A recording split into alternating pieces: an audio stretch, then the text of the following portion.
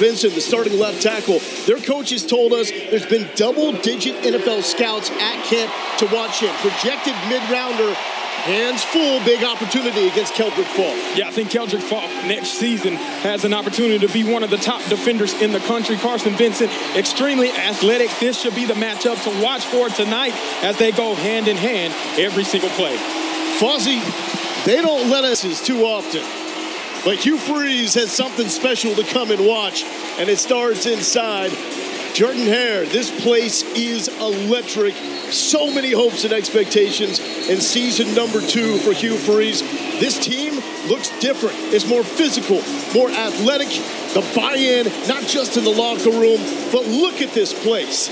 It is starving for college football, and it's back on the plains. Week 1 excitement, baby. We are finally here. All of the offseason work that you've been able to put in, every meeting that you attended, every wind sprint over the course of the summer, it culminates right now to be able to talk about how explosive this team can be. Bulldogs won the toss. They want to defer, so Auburn will open up with a rock. Alabama A&M, they will start with the football in the second half.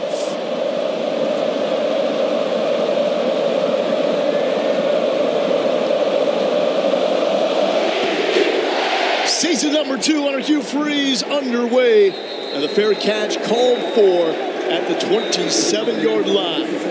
Peyton Thorne, how big of a jump can he make in season number 2 as a starter for the Auburn Tigers? He now knows the language. He knows the answers to all the questions that the defense presents. Those are Hugh Freeze's words. Being comfortable in an offense is what you want to see, and that allows this offense to play fast. We'll see how fast they're able to play today.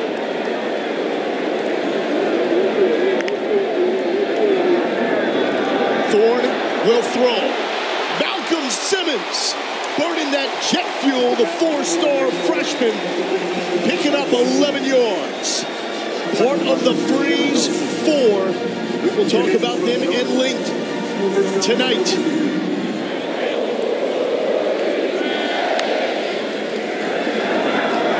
Thorne, again, good hands by Keandre Lambert-Smith. We're hitting. Flag down. There was a face mask right there. As this offense looks to go fast, the defense got caught reaching. It's going to be a 15-yard penalty tacked on to that game already. That's what you want to see from an offense. Moving quickly right there. Ball gets out quick. Lambert-Smith making a move. And unfortunately, Cortez Andrews grabs the wrong part. 15-yard penalty. Auburn moves the ball deep into A&M territory. Lambert-Smith with his first catch as an Auburn Tiger, but his third inside. Jordan Hare, he had 2 catches with the Penn State Nittany Lions back here in 2022. Cam Coleman, top of the screen. Thorne looking that way, back to the middle, and a nice PBU in coverage. These are the weapons that will make Peyton Thorne a more effective quarterback. You've got the newcomers, Robert Lewis from Georgia State, Keandre Lambert-Smith, Penn State, and of course, Cam Coleman, the number 5 overall prospect in this year's freshman class. This place will go nuts when Coleman touches the football. All SEC running back, Jarquez Hunter with the carry. Patience, finding the seam, bouncing it, rolling into the end zone. Tigers, 5 Pater. That's what makes Jarquez Hunter so explosive and why he was named an all-SEC running back. First touch of the night, goes the distance. That's how you want to draw up your first run game, and that was one of the things that Hugh Freeze and Coach Nix wanted to implement, was making sure the run game was established. Well, there's no better way to start it off with the touchdown on the first touch on the ground. How about 34 yards for Hunter? Had 7 of those last year. Now the PAT, Alex McPherson still recovering from that gastrointestinal illness. So it's the true freshman from right here in Auburn on hand. He got his first points as a Tiger. Towns Magoo makes it 7-0. Break this down, Foster. Yeah, as you see, there's a great push on the right side of the offensive line. Jarquez Hunter, we know how physical he can be, runs through that first arm tackle and then shows off the speed. Keep your balance, young man. Dives into the end zone for the first touchdown of the season for the Auburn Tigers.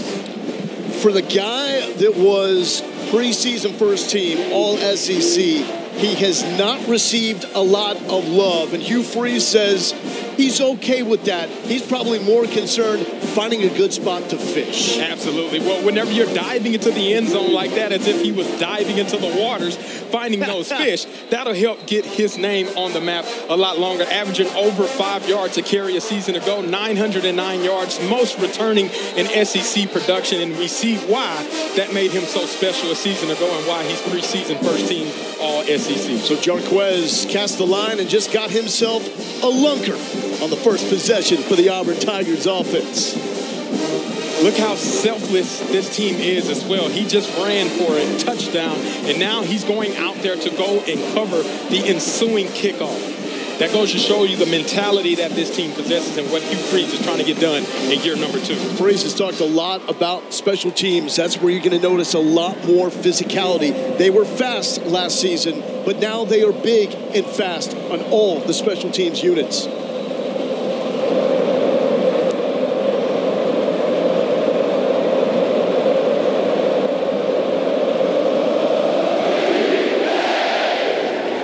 Quandarian Welch is the deep man, but not deep enough. Zach Cruz is out of the back of the end zone. Cornelius Brown will take over at the 25. He is the guy that the teammates and the staff gravitate around here for Alabama A&M. What can he do in his second season with the Bulldogs? Well, what he possesses is something that's very special. You got to have some consistency. You got to take care of the football. But he, too, has an all-conference running back by his side to be able to help lighten up the load in Donovan England.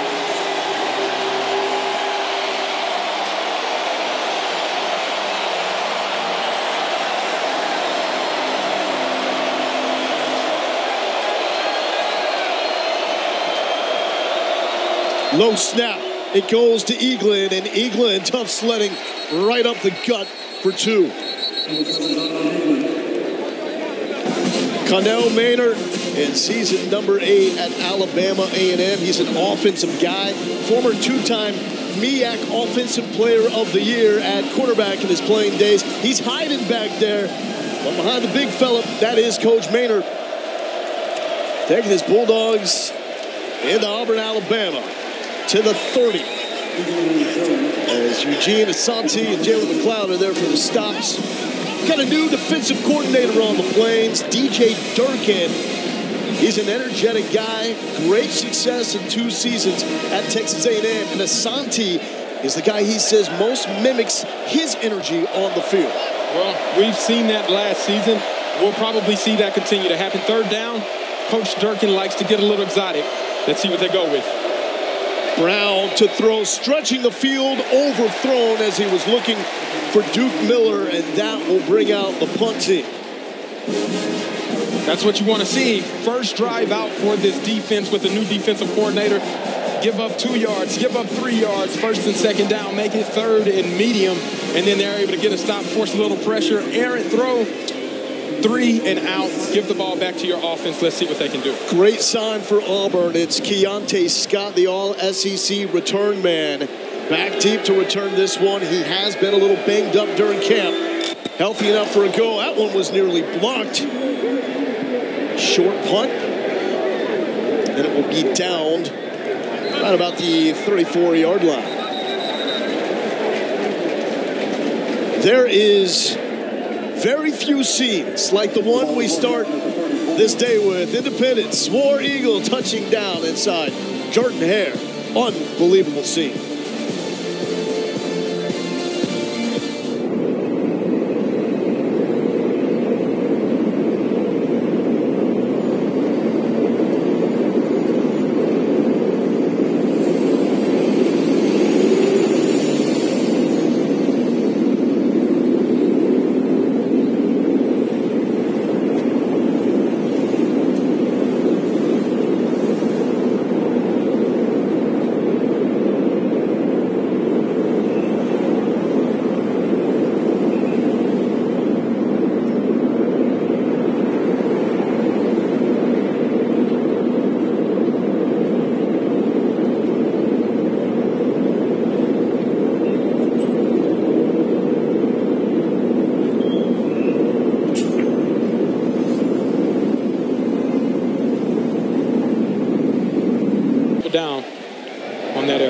Drive number 2 for the Tigers.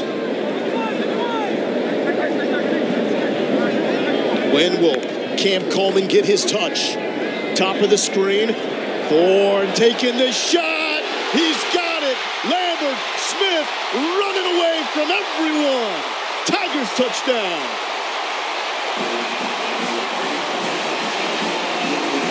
Well, we talked about the new additions to this Auburn offense. They wanted to get more explosive. They wanted to have a more downfield presence because Auburn struggled a season ago in that department. Well, bringing in a guy like Keandre Lambert-Smith does exactly that. The one-on-one matchup with the backside post isolates the corner. You see a little bit of motion at the beginning of the snap to be able to unfold the coverage for Peyton Thorne. He takes advantage. That's 6 points for the Auburn Tigers. Lambert-Smith, the only player in Penn State history with at least 2 catches of 80 yards. He just went 67 there to send this place into a frenzy. The weapons around Peyton Thorne, especially at receiver, are entirely different. Whenever you start talking about the woes that they had a season ago, it started right at the receiver position. But now, new look, new team, isolated, one-on-one. Just give me my guy being better than yours. Take it the distance, 60-yard plus touchdown. What a great opportunity to start the season off with 2 touchdown drives for this Auburn offense. Peyton Thorne. He is the glue guy for this team. New offensive coordinator, Derek Nix. He told us that he is the key to this thing working. He has put in the time, and now he understands everything that Hugh Freeze is trying to do. Freeze had so many regrets giving up his offense a season ago, but now he has replaced Philip Montgomery with Derek Nix, and they speak the same language. They spent 16 years. Nix did at Ole Miss, part of that under Hugh Freeze. There were times last season when Freeze recognized that his offense did not have the correct answer, but he didn't know the language to speak to help find those answers.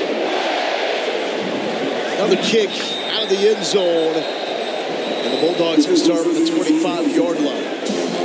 What does that mean with the simplicity of the offense helping guys like Peyton? Well, the faster you're able to play, then the more plays you're able to make without overthinking, and simplifying the process allows you to play at that type of speed. We're starting to see Peyton Thorne feel a lot more comfortable. He has the answers to every single play. Whenever you have the answers, you don't have to hesitate whenever you are in the passing game in the way that he was a season ago. He's letting it loose. He's playing free. He's being an extension of the coach, and we're seeing the results of that on those first 2 drives by this Auburn team. A lot of the same faces up front from Auburn from a year ago. They are a lot deeper on the defensive line. The big concern, the secondary. And that's what we're talking about. They are stout up front, case in point. As Asante comes up to stuff Eaglin. Well, when we talked to Coach Durkin, he mentioned that the heart and soul of this defense is that they are 3 deep at the D-line and the linebacker position, and we're seeing right there the impact of having that type of depth and top-end talent make a difference at the point of attack. Tykevius Walker, one of the breakout players in DJ Durkin's estimation. He has patiently waited his turn to be a star. Cornelius Brown to throw. Brown feeling the pressure. Flushed, and it's dropped. Can't have that. Duke Miller. It sets up a 3rd and 11. And that hurts your offense for Alabama A&M. You think you have an opportunity to make it into a 3rd and manageable situation. Sometimes you haven't been into a stadium of this size or this magnitude or a game this big, and those can affect you as a receiver on that play. 3rd and 11. This is where those edge guys typically like to eat. Keldrick Falk, number 15, bottom of the screen on the defensive line, going up against Vincent.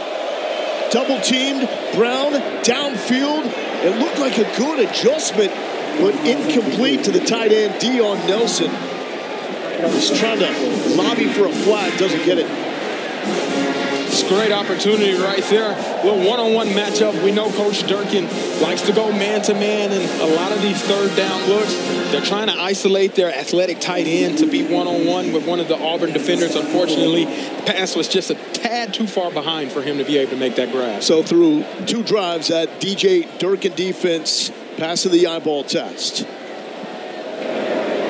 Austin McCready punts. It's a low one. And shifty is Keontae Scott, still dancing to the 45-yard line. Lightning in a bottle is Keontae Scott. And Fozzie, you can say the same thing about this Alabama offense. Such an amazing crowd and environment here in Auburn, Alabama.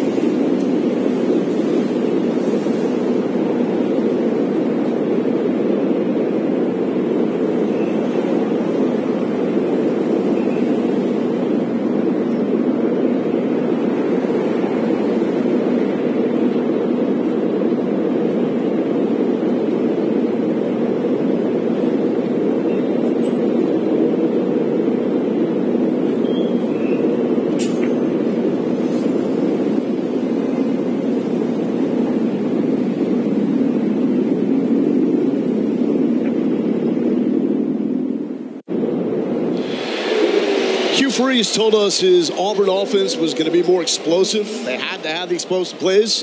Well, we're seeing that. How about 5 plays, 14 points? That works, Fuss. Absolutely. Whenever you have first team All-SEC Jarquez Hunter being able to break off big runs, 34-yard touchdown right there, and then you backdoor that. First play of the second drive, you find the one-on-one opportunity. Keandre Lambert-Smith delivers for your team. You are doing something very positive. So there hasn't been a lot of snaps.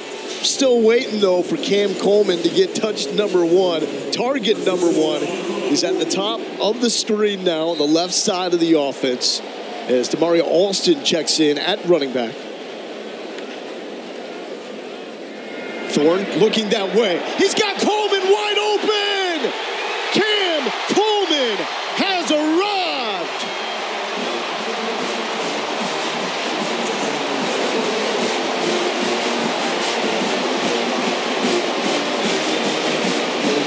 What a beautiful double move by the true freshman, 5-star rated Cam Coleman. Gets the defender to be able to stop his feet, blows right past him. First catch as an Auburn Tiger collegiate touchdown. It doesn't get any better than that, Lowell.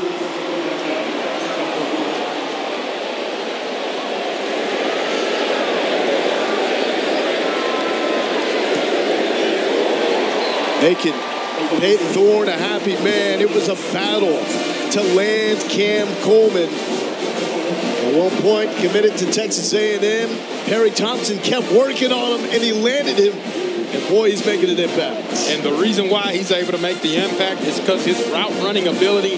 You see him at the top of that stem, be able to stutter those feet, get that defender to flatten his steps. And then he blows right by him, 5 yards of separation at minimum. That is the result whenever you create that type of separation.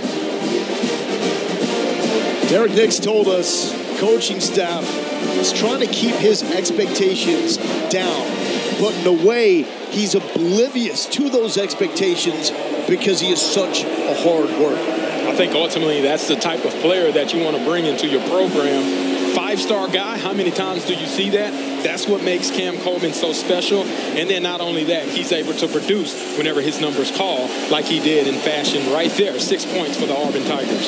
So the Freeze four, so far we've seen half of the four with catches. Cam Coleman and Malcolm Simmons, who had the first of the evening. No return yet again. We can already look ahead to week number 2 and the SEC. Next Saturday, game starting at 12:45 Eastern as McNeese traveling to Texas A&M to take on Coach Elko and the Aggies. Middle Tennessee and Ole Miss. And then SEC Saturday night, Houston and Oklahoma. Still jarring to see a team like Oklahoma on the SEC slate. And here are your SEC Network Plus games coming up next Saturday as well. Auburn Tigers will take on the Cal Golden Bears. They faced them a year ago. Bulldogs come out throwing. And that's complete to the tight end, Dion Nelson. Transfer from UT Martin. Coach Taylor talked positively about wanting to get him the ball. You saw third down last drive. They tried to get it to him. They find it on this drive, first play, getting second and manageable.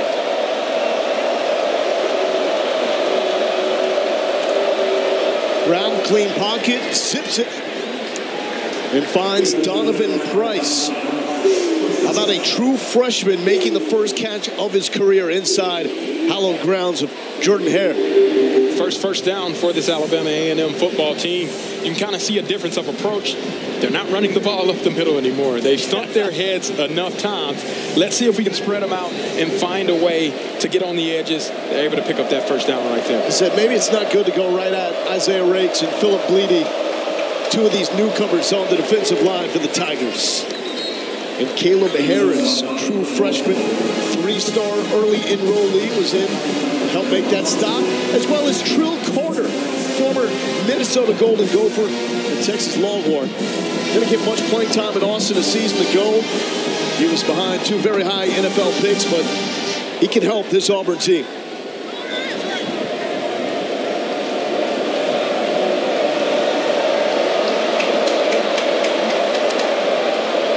Play action. Back foot throw. It's gonna be caught. From an interception to a reception down inside the 2. Keenan Hambrick. How did he do that?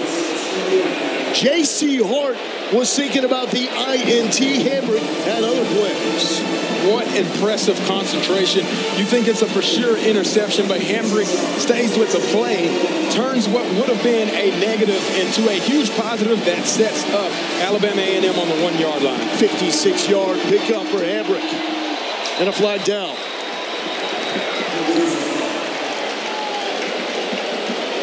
Ball start. Offense number 75. 5-yard penalty. It remains first down. Crazy play right here. You think the interception is secured? Well, guess what? The play goes on. Hambrick stays with it, the concentration to be able to pull that in. He probably wishes he could have stretched for 1 yard further. Oh, yeah. But it still puts Alabama A&M in a good position.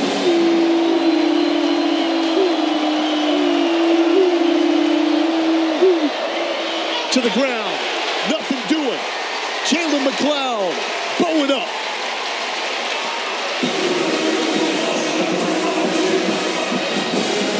McLeod and Blockton showcasing why this Auburn defense is as stout as it plans to be, especially on the interior side of the defensive line. That is huge for them. And that was another true freshman, Malik Blockton, that had the penetration up the middle. 3rd and goal. 4 receivers top of the screen. This is going to be all Brown trying to find the edge and gets it down to the 5-yard line.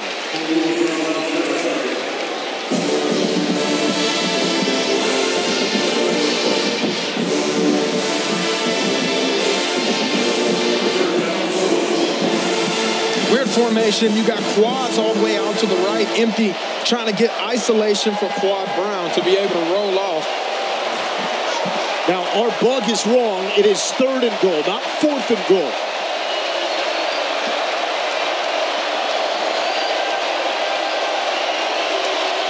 The stadium is pumping right now. This is the hardest part to be able to get a play call in right now for the Alabama A&M Bulldogs. And that's going to lead to a timeout for the Bulldogs.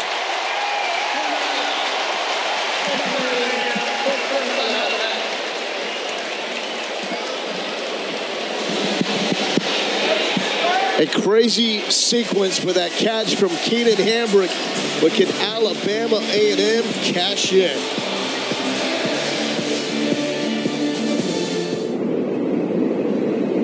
These Tigers have not get fired up. Well, the passion that he shows, it's seeping out right now as he's talking to his team. They're looking for a big 3rd down stop right here to keep the Bulldogs out of the end zone.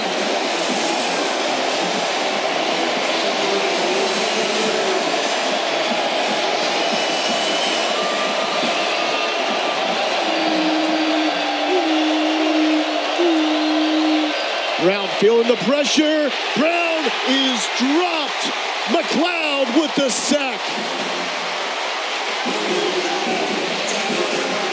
The bell cow of the buck position. McLeod got there in a hurry. Well, this is the 3rd time we've already called his name on the opposite side of the line of scrimmage. This is what DJ Durkin is looking for, causing chaos, wreaking havoc on opposing offenses, and that's exactly what McLeod has been doing.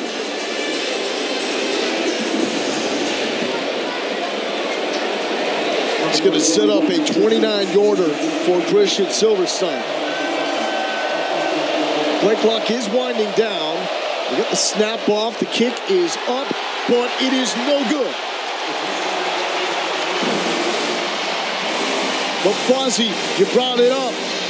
Keenan Hambrick was so close to finding that end zone. Being able to stretch, that's the difference right here. Kicker kicks the ball, misses it wide right. The penetration that Auburn was able to create in the middle of that protection might have affected that kick, but ultimately missed opportunity. Hambrick not able to score. It's not his fault, but the offense aren't able to capitalize, and that is the result of a great Auburn stop right there. And that was a true freshman kicker. I mean, that makes a big difference. This is a huge environment. Their primary kicker, Victor Barbosa, still recovering from knee surgery. All right, Auburn, what are you going to do? 6 plays, 3 touchdowns? Set the bar extremely high. Austin is back at running back, and he gets the tote right side. Upended. Marvin Smith with the tackle. Alabama A&M playing without Amari Pate, their star free safety. He is out with an injury. Coach Maynard delivering the news before the game. The preseason SWAC first-teamer probably will be out until the beginning of SWAC play. That's big for this Bulldogs defense. Absolutely. He was the heartbeat, able to create some turnovers for this defense. We'll see what Peyton Thorne has in store second down. Rivaldo Fairweather, tight end in the game, left side of the formation. Thorne will take another shot deep wide. Not. Barry Thompson, a freshman from Foley, was looking for his first touch. Just a bit outside for him to be able to pull that in. That would have been a spectacular grab. A guy like him, I believe, can actually make that play. Come back to him. I bet he's able to be hungry for more whenever his opportunity is called. Thompson, number 56 in the 2024 recruiting class. Oh, good blitz pickup up the middle and off the hands of Lambert Smith. That's 2 back-to-back plays where the running back has been able to stone the blitzing linebacker. The ball was not able to be completed on that pass, just a bit high. It sailed over, and Hugh Freeze is not happy with the results. What do you think that exchange was all about? Well, ultimately, being able to convert on 3rd down is where they want to improve, as they were one of the last in the conference. And Hugh Freeze is saying, hey, we got to take advantage of these opportunities if we want to be the team that we believe we can be. Oscar Chapman to punt. Duke Miller won't have a chance for this as that is scooped up. Break this down, Fozzie, here on third down. Yeah, it all started with protection. I do want to say running back was able to provide phenomenal protection. Offensive line gives a clean pocket. Whenever you have a pocket that clean, you have to take advantage. The separation was there by Keandre Lambert-Smith.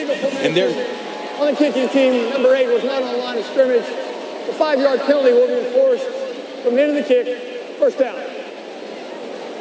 And they are not able to take advantage of the soft coverage on third down and keep the offense on the field. So those are the small details that Hugh Freeze is looking to be able to eliminate and make sure that they do it on command so that whenever the games become bigger, they get into SEC play, they're not making those same mistakes. New quarterback checking in for Alabama A&M. They're going to Xavier Langford, junior from Pelham. 904 yards, 8 touchdowns, 5 interceptions for the Bulldogs last season.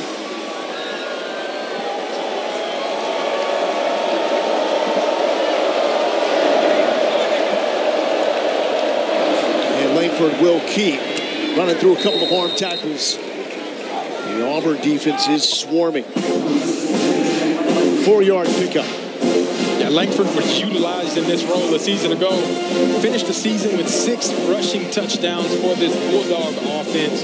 He was a bulldozer, as you can see. He has size on him. Maybe they're trying to be able to provide a little bit of additional run game to be able to keep this Auburn defense off balance. We thought it would be Avion Smith, the second quarterback in the game behind Cornelius Brown. Coach Maynard decided to go with Langford.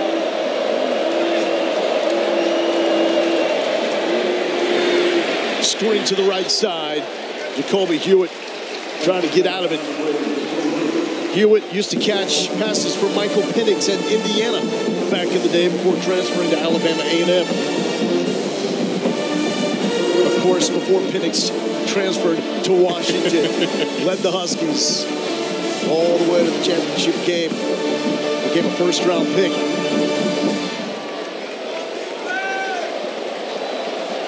Third and medium right here. This is where you got to try to figure out how to get the ball out of your hands quickly so you don't allow Auburn's rush to become a factor, because McLeod has been in the backfield a lot so far.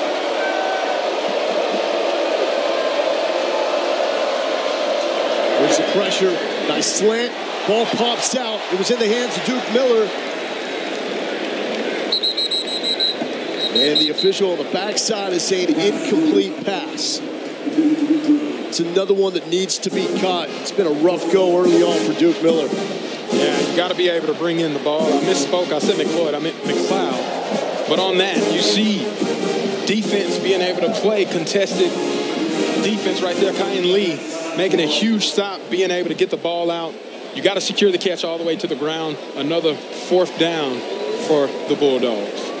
Kyan Lee now in his sophomore year, 4 starts last year as a true freshman. You were looking through this roster for Auburn and saying, there's not a lot of redshirt freshmen because so many of them had to play a year ago.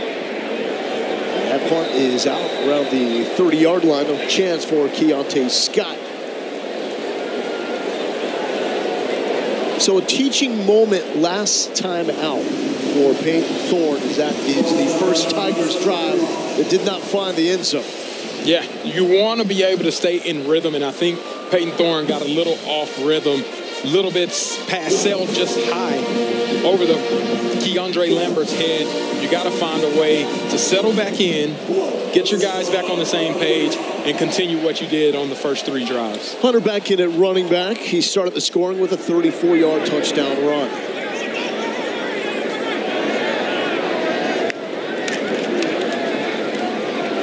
Thorne trying to shake and bake, and it works. Cutting upfield.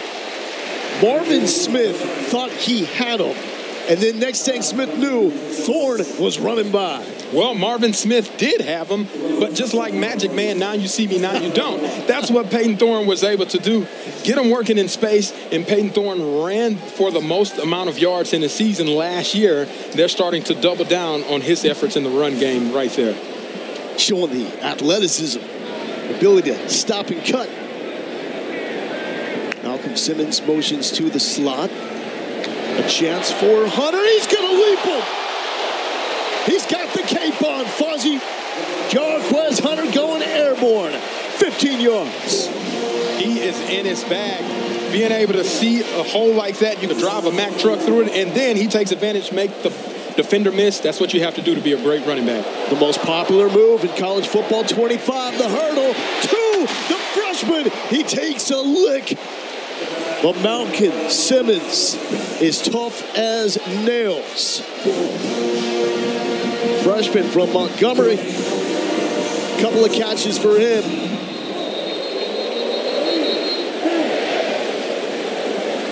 Instant replay, looking at the hit on the receiver for a possible targeting foul. That play is under review. So an opportunity to get the review to see if there was targeting on Malcolm Simmons. That was a very, very hard hit. As we take a look at the replay, Malcolm Simmons brings it in. That's helmet-to-helmet contact right there, defenseless receiver. And this is where, if targeting is held up, it really hurts A&M defense because they are already down Amari Pate. Yeah. Their backup, Petway, that just came in, is the one that laid the hit on that targeting call. And if he is ejected, now you got to go down to your third string free safety. Targeting rules. Really looking for that launch, the upward thrust or severe strike. 15-yard penalty if it stands. Now, it was not initially called on the field, but it's the beauty of replay. If you lead with the crown of your helmet, or if there is forcible contact to the head or neck area of a defenseless opponent, which I believe that would qualify. Now, the definition of the crown has changed recently. Absolutely. So it is basically the very top of the helmet. Correct. And all the way around the top. So if it is that front section of the helmet, that is not considered the crown. But if then we go into forcible contact to that head or neck area of a defenseless player, then that's where it can still be enforced, although it may not be impact on the crown of the defender's helmet. And this could be something that you got to take a look for. You also got to be careful for Malcolm Simmons, right? That was a huge hit, helmet-to-helmet contact. Make sure he's doing okay, right? He could have came up a little bit woozy. Again, slow motion on that hit. Whenever you slow it down, to the head and neck area, it's pretty clear to me. You hope both of those young men are okay and are able to resume play, but ultimately we'll see what the referees decided on the field. After further review, a personal foul targeting on defense number 36 occurs. The penalty reinforced half the distance to the goal, automatic first down. By rule, number 36 is disqualified for the remainder of the contest. So that is a huge blow for the Bulldogs defense. As Fozzie mentioned, their star safety, Amari Pate, is out probably until the start of SWAC play. Lynn Petway was a gentleman that started in his place, and he's now been disqualified because of that targeting. But they hit on Malcolm Simmons. Derek Nix told us Malcolm Simmons is fast and fearless, and we saw both on display on that reception. So ball spotted inside the 10 for Peyton Thorne. It was 5 for 8 for 154. And it's still the first quarter. Thorne zipping it to the end zone. Some contact, no flags.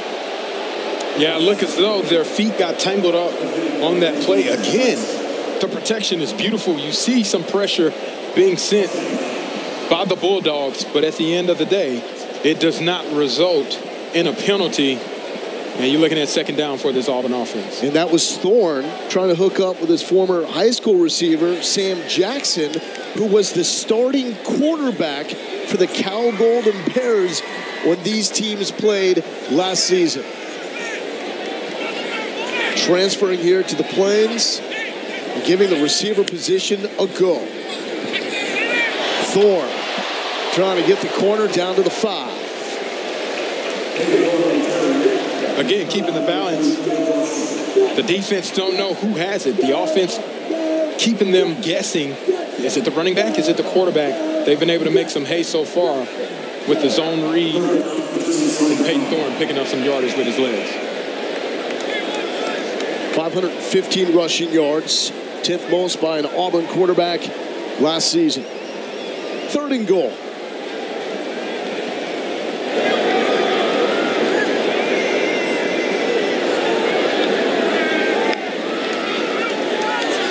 Thorne right side, wide open, too easy. Keandre Lambert Smith. His 2nd touchdown of the night.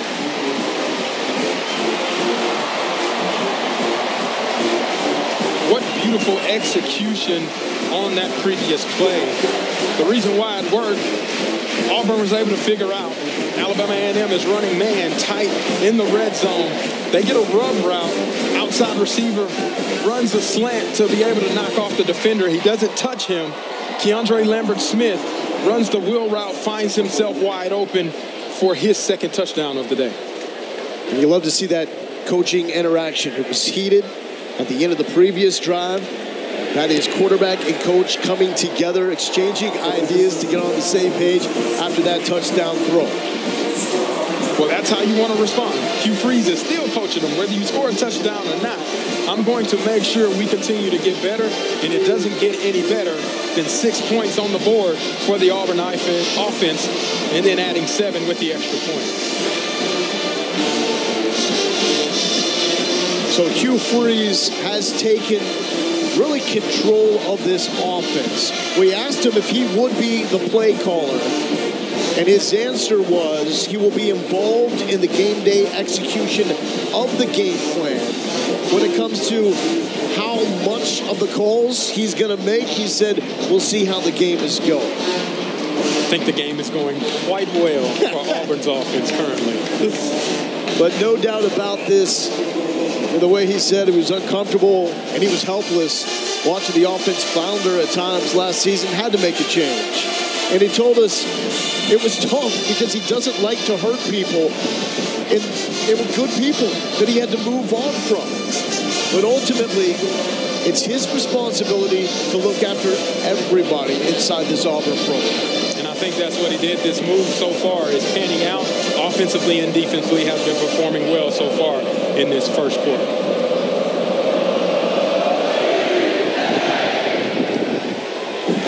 And McCoo was just banging him. No shot for any returns. 28-0 lead for the Auburn Tigers.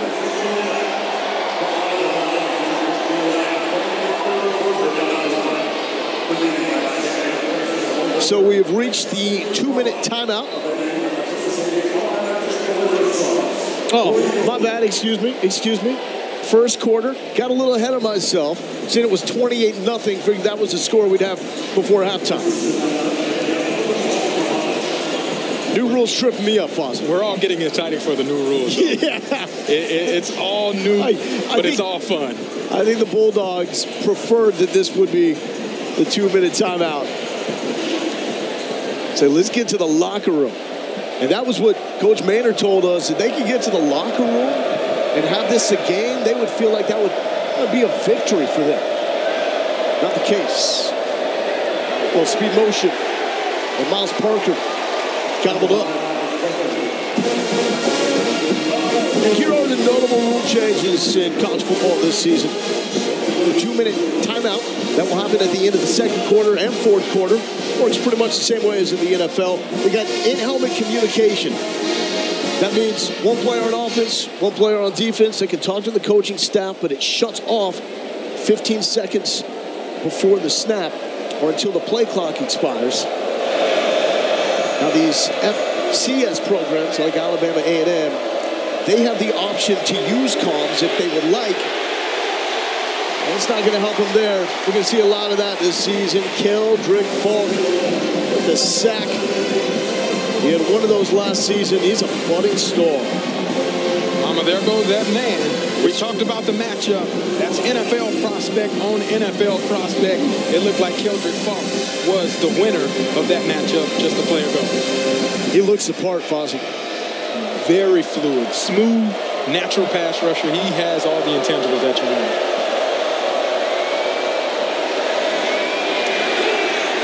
That is Eaglin. Stopped by Malik Blockton, one of the true freshmen, early enrollees. McLeod was there as well.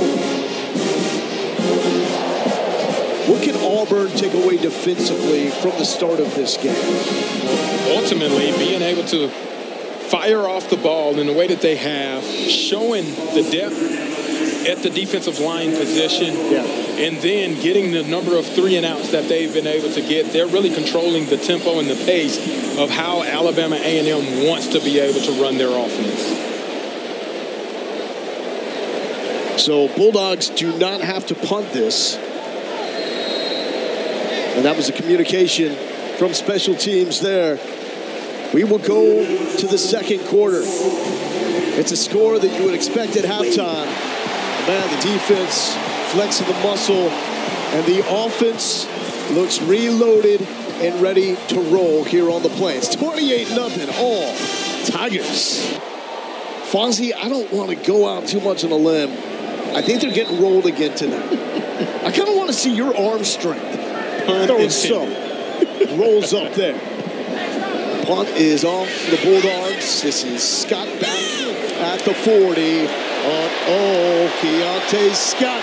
Right side is already calling, saying, follow me. Sideline, there is a flag down, and Scott finds the end zone.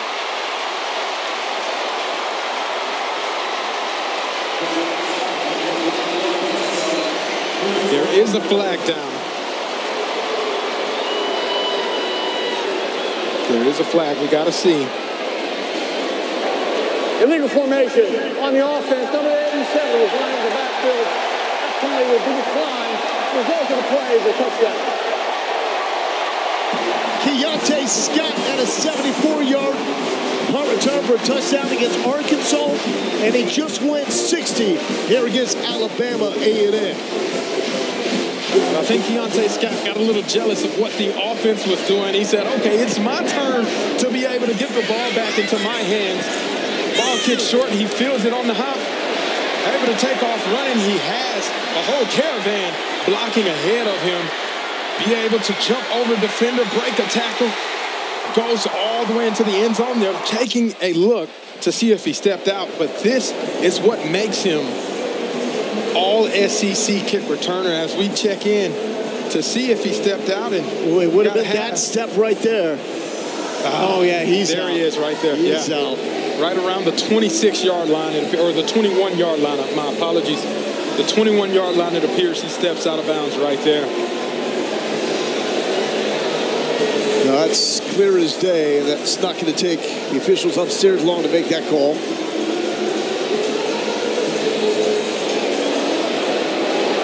After further review, during the return, the runner stepped out of bounds at the 26-yard line. At that point, it'll be Auburn's ball, 1st and 10.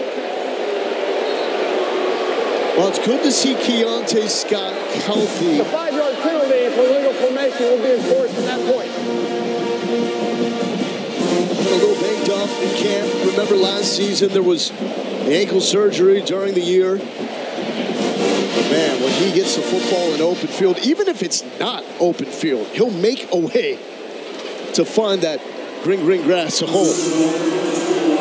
Explosive and dynamic. So just another opportunity for Peyton Thorne and the Tigers offense.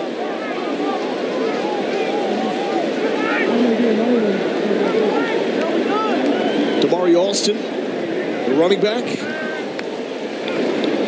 Thorne to throw, looking end zone. The big tight end was there, but Fairweather could not haul it in. Give it up to Cortez Andrews in coverage there. Yeah, great coverage. The ball placement was where it needed to be. It hits on Fairweather's hand, who is the returning leading receiver for this Auburn team. But Cortez Andrews says, hey, I am still a defender. I'm going to make a play on this play. What beautiful execution by him. Fairweather, one of 3 Tigers who led their program at the FBS and receiving a year ago. Lambert Smith and Robert Lewis. Miscommunication there as Caleb Burton was the intended target. It's going to bring up a 3rd and long. Auburn hadn't been in this position often today, so this will be a great opportunity to work on what mechanisms they want to feature in order to get into a manageable situation. Maybe they go for it, maybe they kick a field goal, depending on how much yardage is picked up right here on 3rd down.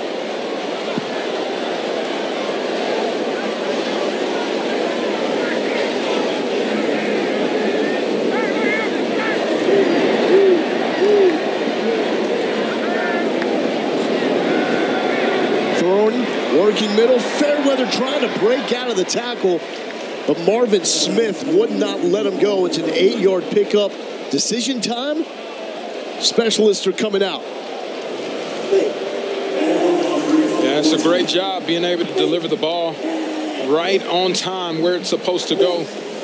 Then Marvin Smith makes that incredible tackle, be able to bring down Fairweather by himself, keep it into a 4th and 3 situation. Big moment for Towns Magoo, the freshman from right here in Auburn, Alabama. Nailed 7 field goals in the A-Day game, including the 58-yard game winner. Now it's for real, and it don't matter. Ice in that young man's veins. Nothing can shake Towns Magoo. 31-0. Tigers with the lead.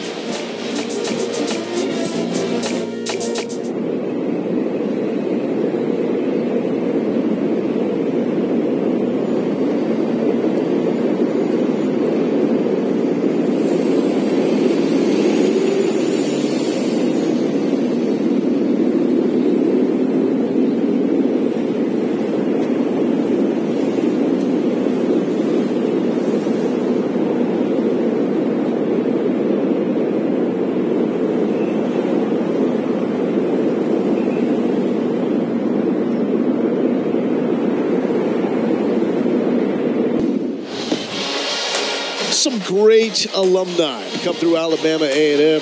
Cleon Jones. The Miracle Mets cut the final out of that World Series.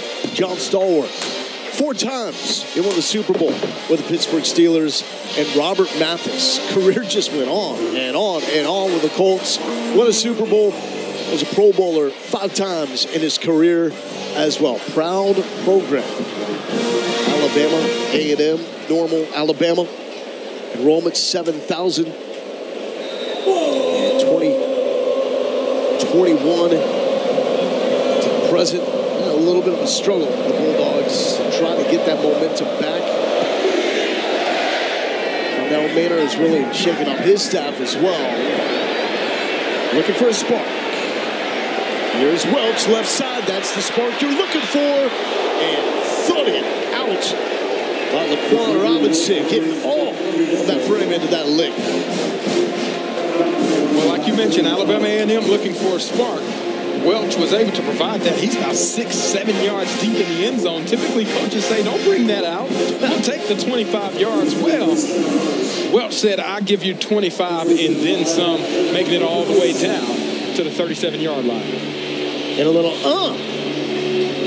at the end of that return.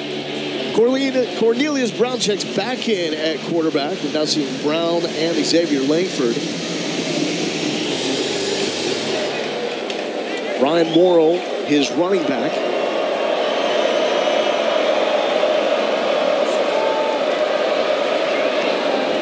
And finds Hewitt. Hewitt slips 1 tackle, will not slip 2. And it's a pickup about 7. We have a penalty flag. Personal foul. Roughing the passer. Defense number 92. Throws the pass under the ground. 15 yards penalty. End and run. Automatic first down. That goes against Trill Carter. As a defensive coach, whenever you see that happen, the opposing offense is struggling to move the ball. You can't give them extra yardage or extra possessions. That gives them automatic first, free 15 yards, something that you want to eliminate. Just 76 total yards for the Bulldogs. Brown will take it himself. And diving down to the 35-yard line. 6 yards. Here's a look at that contact from Carter. What do you think? I don't know. I like them playing. Obviously, you can't bring the passer down to the ground after the ball has been released. Officials thought it was a little bit late, so they were tagged with the penalty.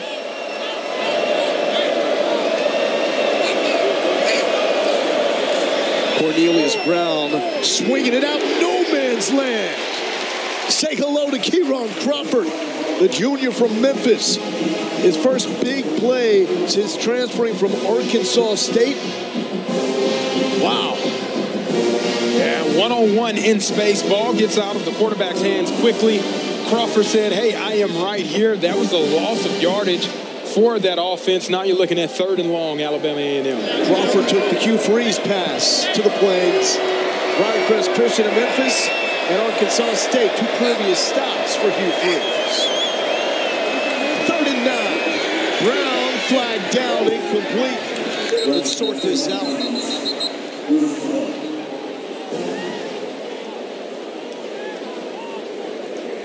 Number 23 defense. 23 defense, we're going for the personal foul. Hands and face. Defense, number 23. 15-yard penalty from the previous spot. Automatic first down.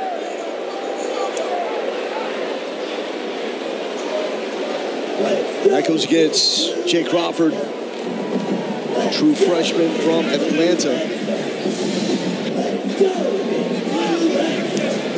You see him, number 23, the left side of your screen, bottom left.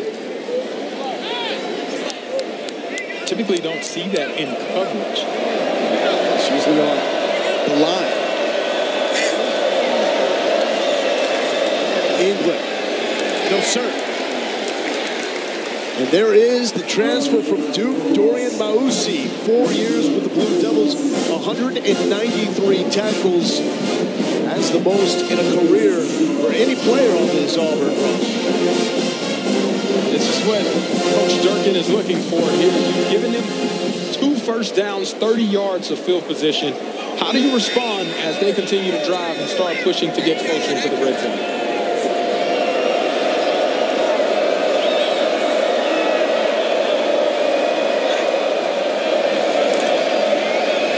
Right side coming back left. Evelyn, that would have been a tough catch for him to make.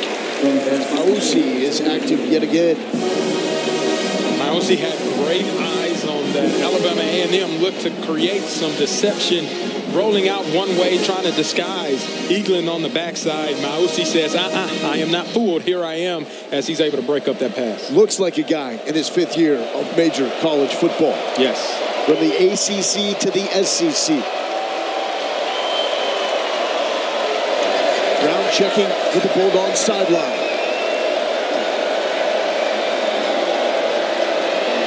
Brown to a crosser. And Duke Miller pulls it in. Sylvester Smith made the stop, lost his helmet. Bulldogs look to be staying on the field, trying to capitalize on this good field position. They also have a new kicker. Already has 1 missed field goal. 4th and 7. Here we go.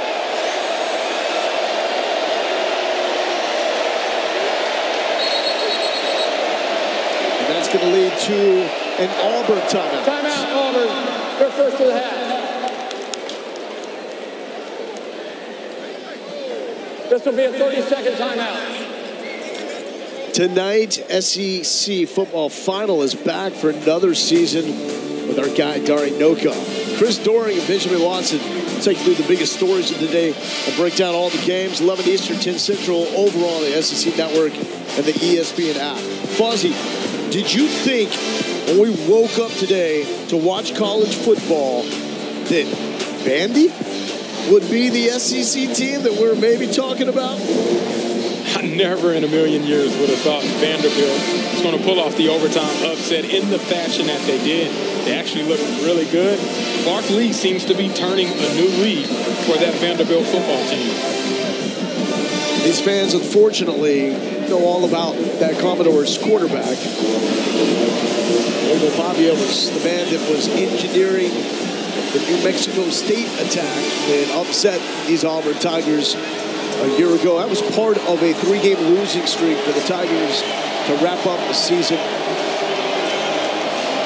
But new spirits here on the Plains. 4th and 7 for Alabama A&M.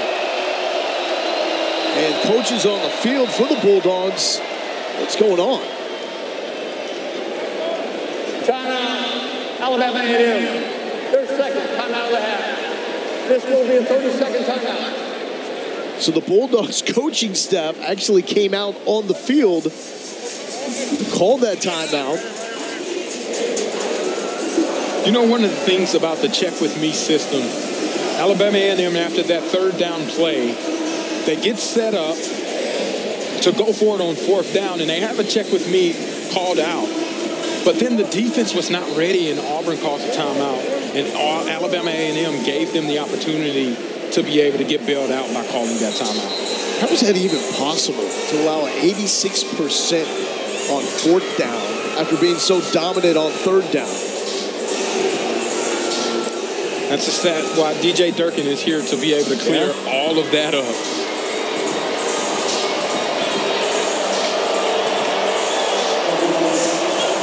Connell Maynard and his OC, Dwayne Taylor, trying to dial up a winner here on 4th and 7.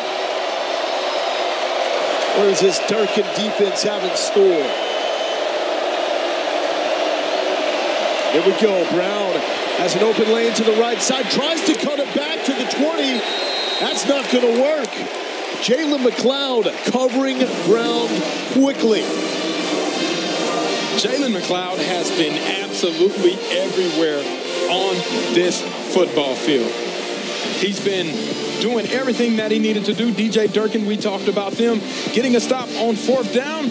Well, that's exactly what they did right there. Auburn gets the ball back coming off of the break.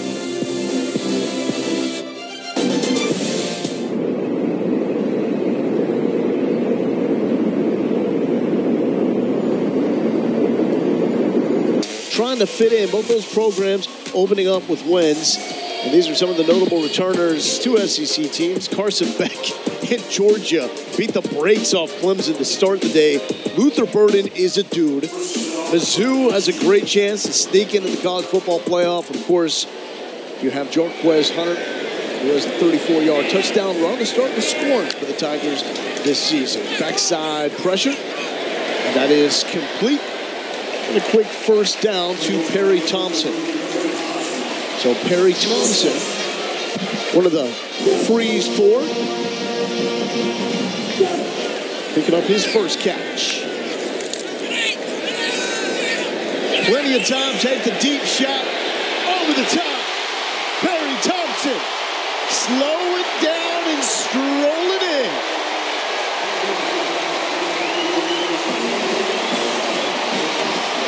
His first as an Auburn Tiger. Another one of Peyton Thorne's new weapons, new toys, if you might say. Perry Thompson being able to make pay dirt for his first time as an Auburn Tiger in his collegiate career. Again, another opportunity, backside post. They're starting to see one-on-one. The matchup favors Auburn, and they're making Alabama A&M pay big time. So 2 of the freeze 4 have found the end zone in their debut inside Jordan-Hare. Look at the protection. Peyton Thorne's able to sit comfortably in the pocket. Perry Thompson goes up and grabs that with his hands, which is what you want to see from one of your top receivers, and then he takes it the distance in the house right there. Backside post one-on-one. Cornerback just can't keep up. And that's what happens whenever Perry Thompson gets a one-on-one opportunity like that. You Freeze told us great upside when it comes to Perry Thompson.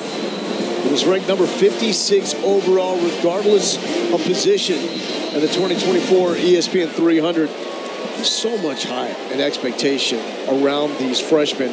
We talked to Hugh Freeze and asked him, how does the significance of this freshman class compare to any other stop that he has had?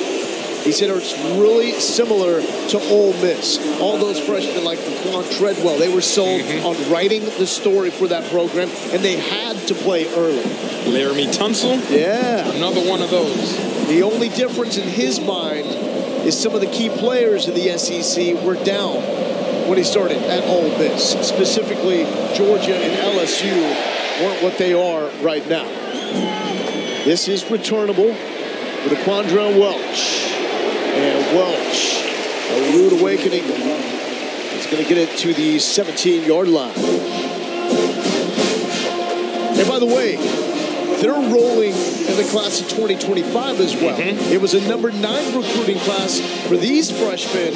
They're looking at a top 5 class with a lot of big dogs potentially coming in on defense. Absolutely, and whenever you see the impact that DJ Durkin has had, then that's exactly what you want to see is that moving off and being able to create positive momentum. That's a good stat for Hugh Freeze. Average possession, 43 seconds, and they're leading the touchdowns. It's not 3 and out, punt the football away.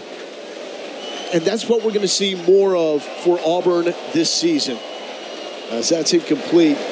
And I know it's early against an outmatched foe from the SWAC, but Auburn wants to get back to what Hugh Freeze has always been known for. The offense that used to drive Nick Saban fits, where he would complain, it's too dangerous when you go this fast.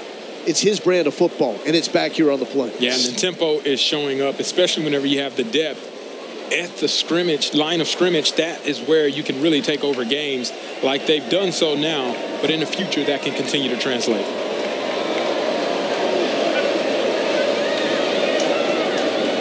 Morrow with the carry. And this interior for Auburn is legit. Only 2 yards there. Philip Bleedy is in on the stop. Huge pickup. First 3 seasons for him at Texas Tech. Last year he was at Indiana. Coaches would tell us he has had a fantastic training camp. Noah Galindo here with Fozzie Whitaker. Both of our first visits to Auburn. It's living up to the hype. It is living up to the hype. Absolutely. 3rd and 8 for Cornelius Brown. Taking a shot. Why not? Tight coverage. Hand fighting. Incomplete. Late flag. That was Jacoby Hewitt and Kayan Lee battling. Pass interference, defense number 18. 15-yard penalty from previous spot. Automatic first down. Yeah, Coach Taylor mentioned they expect to get a lot of man-to-man coverage, especially on 3rd down. That's it. I mean, again, I like the players to be able to play. To me, that looks really good. He has his hand on the receiver. Did it impede? I don't know. They thought it was a little too much restriction. 15-yard penalty, Alabama A&M first down. Brown jumps to a stop. Morris Williams makes the hit. You want to talk about upside. Number 10 for this Tigers defense has it. Number 88 in the 2024 ESPN 300. Jalen McLeod said he's that guy. He is the freak of the defense. Does not look like a true freshman. Not at all. Yeah, he's not playing like one either. Now, Coach Freeze said he may go the wrong way, but he's a handful to block at any point. Brown, happy feet, but on target to Jacoby Hewitt. 9-yard pickup. And Hewitt has 3 catches tonight. That's what Alabama A&M has to do. They got to get the ball out of Cornelius Brown's hand very quickly because the defense is penetrating. They're making it very uncomfortable for him to stay in the pocket. That's the best way in order to keep him safe. Brown looked left side. It was covered up. Great job by Kieran Crawford to completely take that play away from Cornelius Brown. physical play on the edges. We talked about with DJ Durkin, the identity that his defense wanted to have. They want to fly around, they want to execute, they want to be aggressive, and that is the perfect example of your DBs playing very, very physical at the point of attack.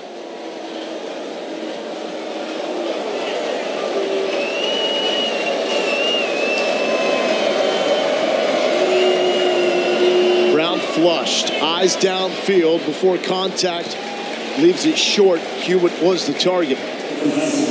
He's not comfortable back there, and you can't really blame him because that's what this Durkin defense is built on, especially right here on a 3rd and long. Yeah, on 3rd down, this Auburn defense have been given multiple looks for that Alabama A&M offense to try to figure out. The main key that they're trying to do is isolate one-on-one matchups. Sometimes they line up 3 defensive linemen on one side. They'll put a linebacker mugged up, and then they have a wide rusher to try to isolate those matches, and then they run twist games. We'll see what they do here on 3rd down.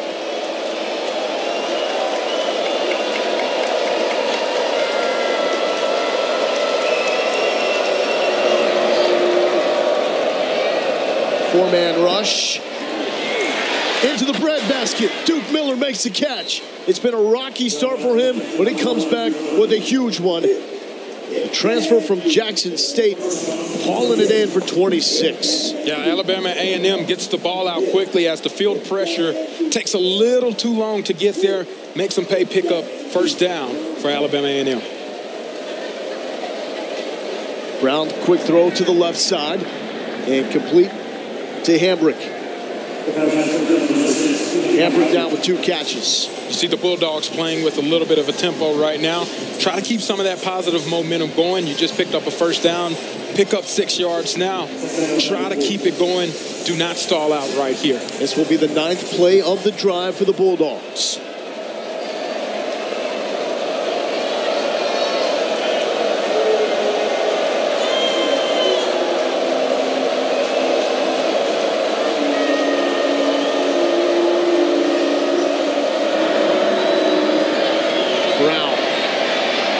Going the wrong way, just has to chuck this one to the sideline and live to play another snap. 3rd and 4.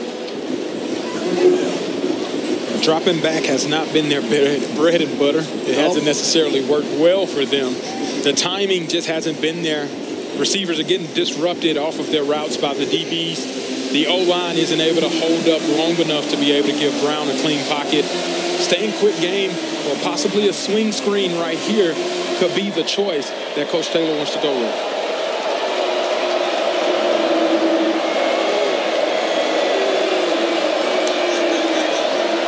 Duke Miller was the man that made the last 3rd down conversion. He's at the bottom of the screen. Brown felt the pressure from Falk. Almost dropped it in for the score. Not a lot of breathing room. Brown felt Keldrick Falk closing in and almost fit that into a tight window. Yeah, the Bulldogs gave Brown enough time to be able to have great placement on that ball. Unfortunately, they weren't able to take advantage of it. I thought it was a pretty ball. It was placed where you needed it to be placed. Just couldn't come down with the catch. Austin McCready now on for the 43-yarder. Trying to get the Bulldogs on the board for the first time in 2024. And Alabama A&M is on the scoreboard, taking all the wins they can get.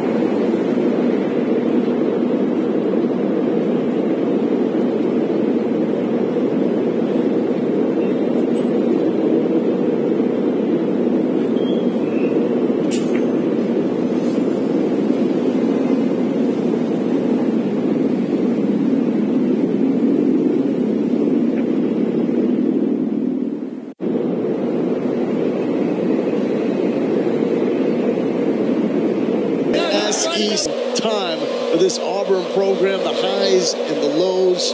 We know this. Great people here on this campus. They love their university. They love all the people around it. They are fired up about football. And how can you not be? Season number 2 under Hugh Freeze. That's Jeremiah Cobb with the return. And it's time for more offense. So, new to college football this season is the green dot, the headset communication. Peyton Thorne has communication with Hugh Freeze and the Auburn staff until there's 15 seconds left on the play clock. This allows them to go even faster. Absolutely. And how fast their tempo is going. They even snapped the ball before the 15 seconds is there because of the tempo and the pace that they've been moving with so far.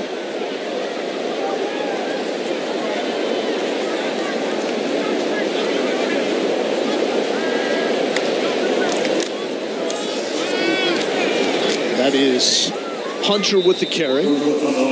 Roman right side, picks up 2 yards there. So, some programs don't feel like they have a lot of time if the communication cuts off with 15 seconds to go. But this team lines up so fast. They feel like they have an eternity. But Freeze tries to keep it very simple with his communication. And a lot of this, rush to the line, see the formation, do a check with me, allow the play to then be called.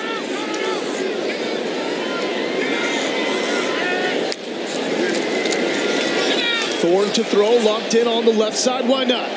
It's the freshman, freak, Cam Coleman. Get off me.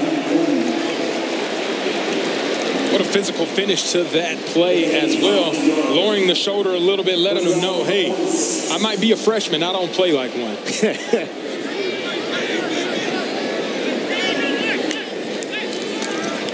Thorne, right side. Just a pitch and catch, and that is Caleb Burton trying to spin out of a tackle.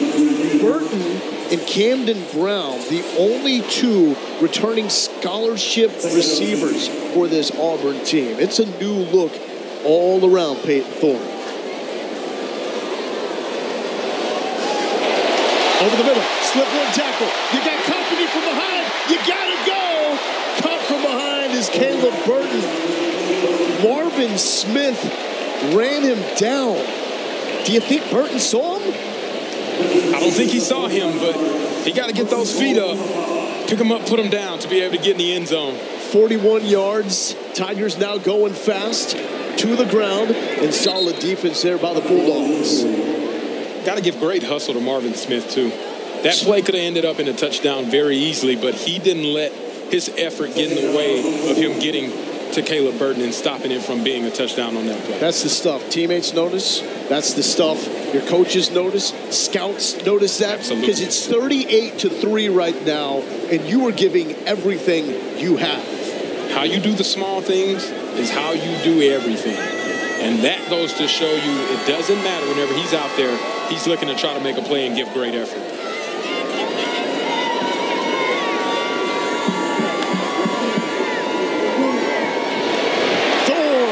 Wants a score, has a score. 4-yard touchdown scamper for the senior leader.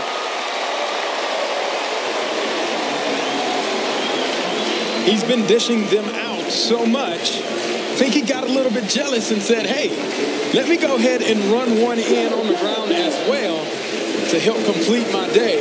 What a day he has been having. Again, the read option with the running back helps open that up. He takes full advantage. There's another touchdown on the board for the Auburn Tigers.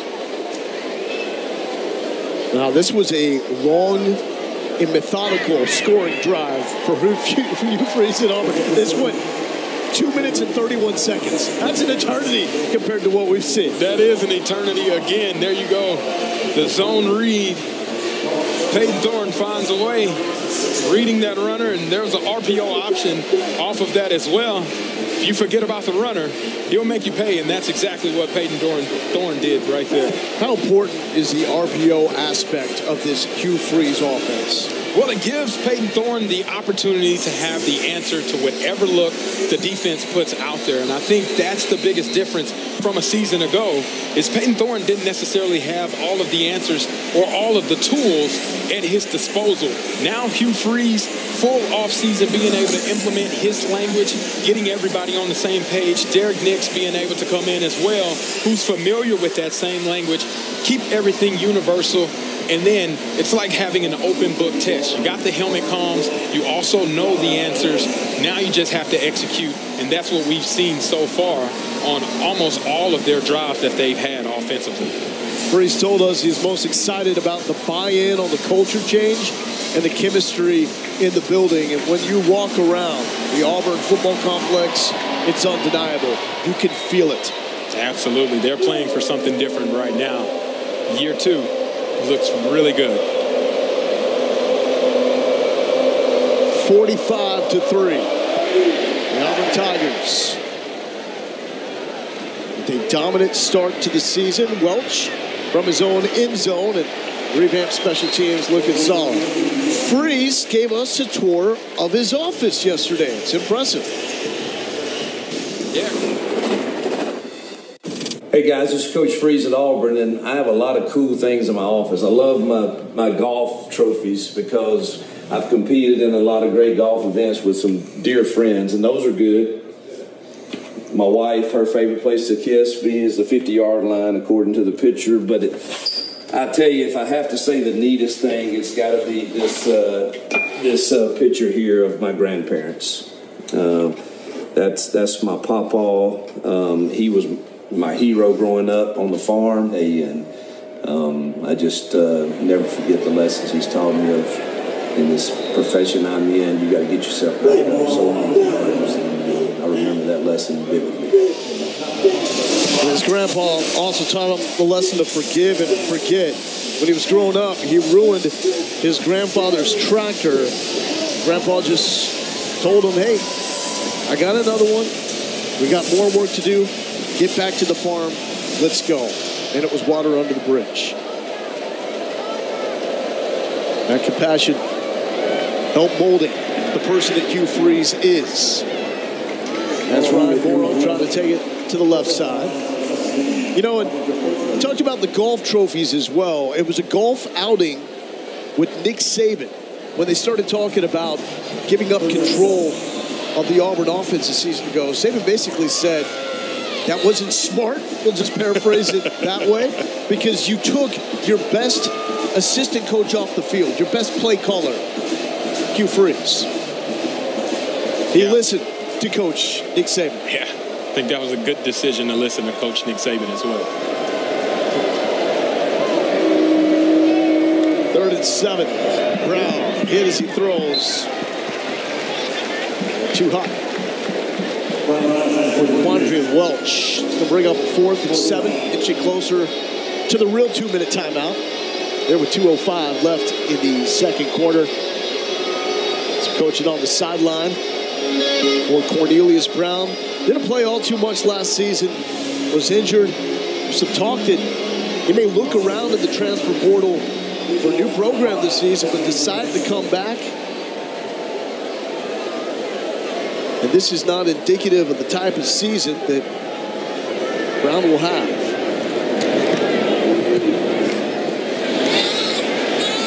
Lambert Smith, his first shot at punt return. Takes the fair catch. And look at this. It is 2-minute timeout. the real 2-minute timeout. The real deal. Yeah, not that imitation one that I called the first quarter. We move on.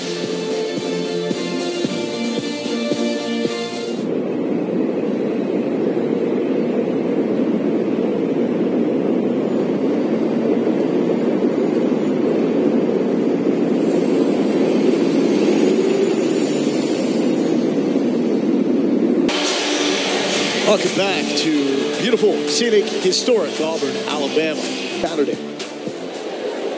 More opportunity to keep adding for the Tigers offense. Peyton Thorne has looked excellent as he's got the weapons around him.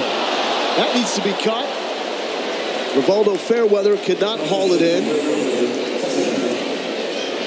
Maybe not a perfect pass, but still one that needs to be hauled in, Fozzie. It's about as perfect as you can get it. It hit your hands. You got to be able to come down with that. I'm sure fair weather wishes he had that one back. But second down, get another opportunity here.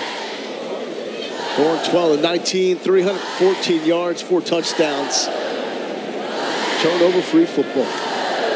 Time of possession doesn't really matter for the Tigers. The faster, the better. Thorne, rocket fuel down the sidelines for the first down. Forced out by Jordan Milton. Give him 31. Another beautiful execution of the zone read. Then Peyton Thorne shows you his athleticism again. Last year was the most rushing yards he was able to accumulate in a season. We're starting to see that flow over into his utilization of his legs in this offense.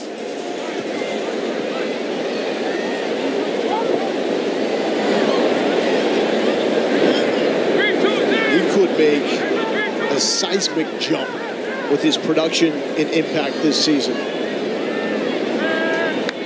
Austin, the running back. Quick throw, right side, and complete to Robert Lewis. Lewis, the transfer from Georgia State. He arrived on the Plains in the spring. Talked a lot about Lambert Smith. He was a summer enrollee.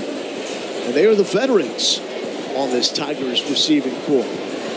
Considered one of the jack of all trades, possessing leadership qualities as well. He can play inside, he can play outside. And then he's absolutely electric whenever he gets the ball. 22 straight games with a catch now for Robert Lewis.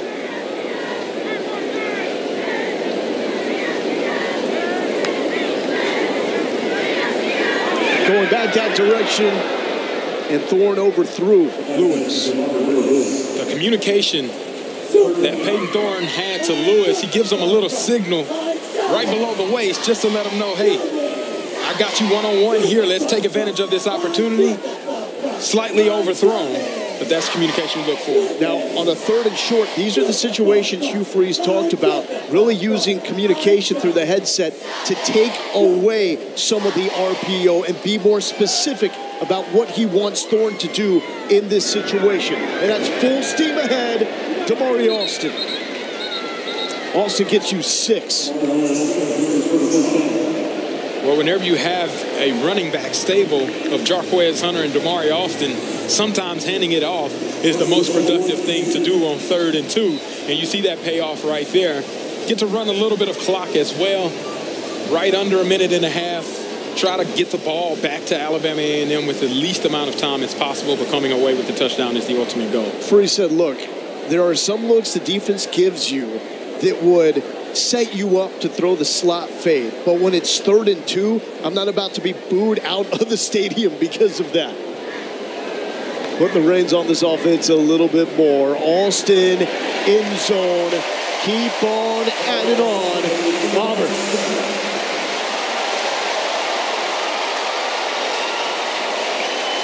Again, Auburn playing very physical at the point of attack. 2 straight plays, 3rd and 2, and then you get down on the first down. They're just shoving it down your throat. That is what they wanted to do, is establish the run game. We've seen Jarquez Hunter get into the end zone. Now we've seen Damari Austin force his way into the end zone as well. It's a solid 1-2 punch in the backfield for the Tigers. Towns Magoo on for the extra point. And this dude is solid. Olsen finding the end zone for the first time this season. Did it twice last year. 2 yards here, Fozzie. Yeah, Connor Lew, considered the lunch pail guy at the center position, helping create some space for Damari Austin to be able to rush in there, get that touchdown right there. Very physical run, very physical approach. Out of Woodward High School in Atlanta. You want to take a guess at what the mascot at Woodward Academy is? Thunderbird. War Eagles. So coming up at halftime, we got the SEC halftime report with Dari Noga, Benjamin Watson, and Chris Doring. You can also watch the live performance of the Auburn University Marching Band on SEC Network Plus. I was close. You were very close. You had no idea where I was going with that. It was a bird, though. Hey, you know what? Got to get into the bands at the halftime, right? Alabama A&M, their band has been over in the corner. They've been sizing up that Auburn marching band all evening long. We have a competition out here. It's going to be heated at halftime, Fozzie. Yeah, if you've seen the movie Drumline, then you know halftime is game time. Oh, yeah. There is nothing like sounds of an HBCU marching band. Always electric. They bring it. The producer said they're not thrilled. Fozzie, what I think it is, I think that's the game face. I think they are locked in. Game mode has Look at been that. activated. That's game face right there. That is game face. He knows the task at hand. And my friend there is ready to dominate. Bulldogs offense, 129 yards total. They're going to keep churning. 2 yards there for Donovan Eaglin. So we get 40 seconds left before it's all about the bands. What do you think of the first half so far, though? 52. You surprised that the number's that high? I am a little surprised, but whenever we talked to Hugh Freeze and he talked about how comfortable Peyton Thorne has looked in preparation this offseason, then the proof is in the pudding, and we're starting to see what that means to be an extension of the coaching staff. He's showcasing that ability. There's Eaglin, and that should take us to halftime. But it has been a first half absolutely dominated by Peyton Thorne and this new look Auburn offense. Cam Coleman finding the end zone for the first time. Lambert Smith twice at the break, 52-3. Auburn leads. We got the SEC halftime report with Dari Noka, Benjamin Watson, and Chris Doran coming up. Also, you can check out the Auburn University Marching Band on SEC Network Plus. Start streaming now on the ESPN app. Because it's been electric with an offensive onslaught from Auburn, 52-3 over Alabama A&M. Cole Galindo here with Fozzie Whitaker. This thing has gotten so out of hand, they will go to 10-minute quarters from here on out. Now, for the Auburn offense, Hugh Freeze, Derek Nix, what they want to see, they want to see explosiveness, going fast, and we've seen that so far tonight. The Tigers have 6 plays of at least 30 yards. They're looking great. Yeah, this is what you wanted to see, the comfortability, being able to show itself against a different opponent. Jarquez Hunter scores the first touchdown for the Auburn Tigers. And then, very next drive, first play, Keandre Lambert-Smith, here's his number called. And then how can we leave out the 5-star freshman, Cam Coleman, being able to make a big play. And then Keandre Lambert-Smith for touchdown number 2. And then, he's not the only freshman that wants in on the party. Perry Thompson makes his touchdown debut for the Auburn Tigers. And then don't forget, Peyton Thorne says, hey, I can do it on the ground as well. And then Damari Austin adds in the exclamation point. 52 points in the first half for the Tigers. The most for the Tigers in any half since putting down 56 against Purdue in the first half of the 2018 Music City Bowl. Here are the stats. It's lopsided, 436 total yards for the Auburn Tigers. What's good for both these sides? Turnover-free football. Time of possession, that doesn't even matter because when Auburn is clicking, they are moving fast. So 9:37. It looks like Alabama A&M is winning that. The battle of ball security, ball control. That's not the case. Tigers are fine with that. Absolutely. And it looks like the evening could be done for Peyton Thorne. He's drinking some Gatorade. Helmet is off. We'll see. There's a lot of very good young quarterbacks. Hugh Freeze is trying to get more and more game reps because you never know. And this is something that we actually threw out to Hugh Freeze in our production meeting. Tony DeSanti, our producer, mentioned that Arkansas, their season opener, they went to 10-minute quarters in their blowout victory. And Hugh Freeze said, well, I've never heard of that, but if that was an option, we would gladly take that. And, Alabama A&M will be okay with that as well. They're trying to get out of here healthy, just like the Auburn Tigers. Yeah, that's the ultimate goal. Come away with the victory, but then health is number one importance because you got a full season to play after this game. So Alabama A&M won the toss. They have deferred. So they get the football to start the second half. This is Miles Parker from the end zone out to the 10 and fighting to the 14-yard line. Cornelius Brown got the start, 9 of 18 for 121 in the first half. We also saw institutions and the officiating staff, third and fourth quarters have been reduced to 10 minutes in length. And there is the official announcement from the officiating crew.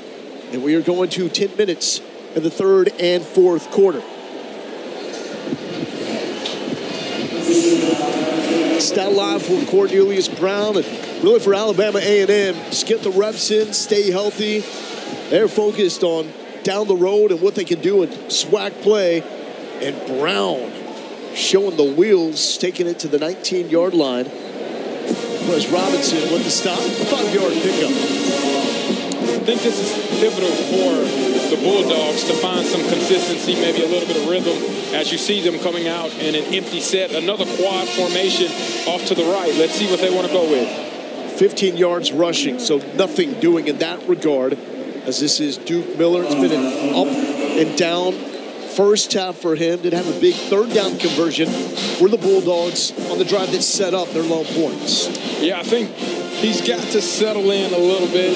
He's done that now and caught the previous 2 balls that have been thrown his way. Third and short, this is where they haven't had much success, third down in general. And that's where Auburn wants to keep them. Interesting to see if DJ Durkin goes completely vanilla from here on out. That's something that Durkin doesn't like to do. But with the game in hand, maybe best to save some of those looks. 3-man rush, and not sure if that was intended for Eagland or Hewitt, but fell in between the 2 targets.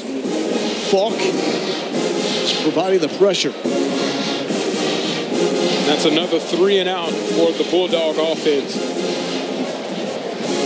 Keldrick Falk in the backfield again, making his presence felt for this Auburn defense. An active evening for the true sophomore. Austin McCready that punts it away. Keontae Scott got the first crack at punt return. It's blocked!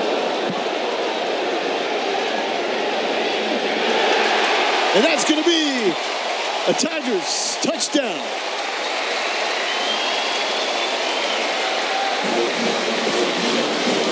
Malcolm Simmons for 6. Great execution. Remember, we talked earlier, Keontae Scott wanted his action of the special teams getting in on the scoring hunt. Well, this time, it is the young freshman. He's seen his other freeze 4 guys being able to make an impact. Well, there they are. Punt return gets an opportunity to put points on the board for this Auburn team.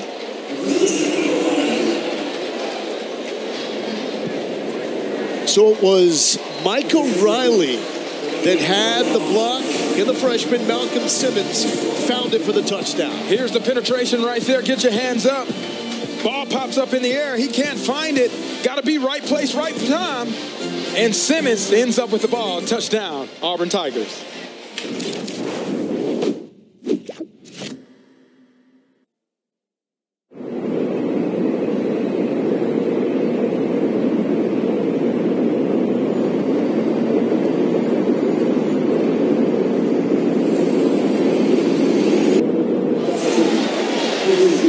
Great scene on the Plains as the Tigers keep finding ways to put points on the board. It's 59-3. Tigers over the Bulldogs from Alabama A&M. And this is an unbelievable sequence that we'll see coming up. Malcolm Simmons looking forever for that football to come down in the end zone.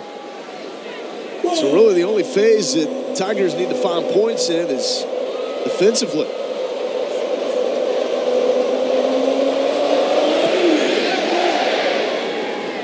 This is going to be a short kick, and it's going to come out at the 25. So let's break it down.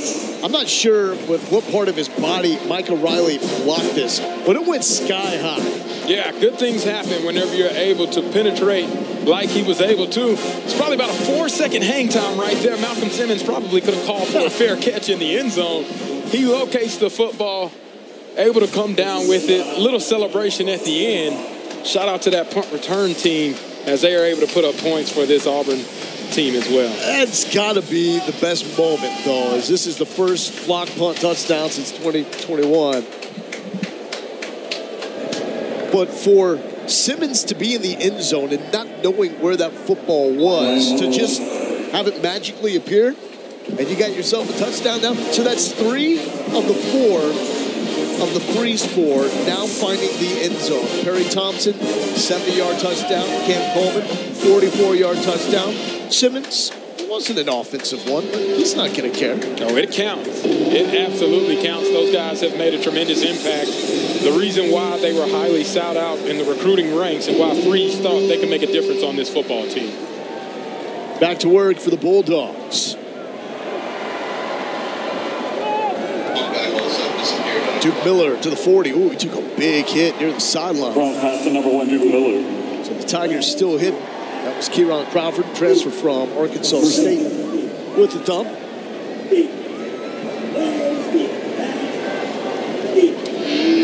Here's the opportunity right here.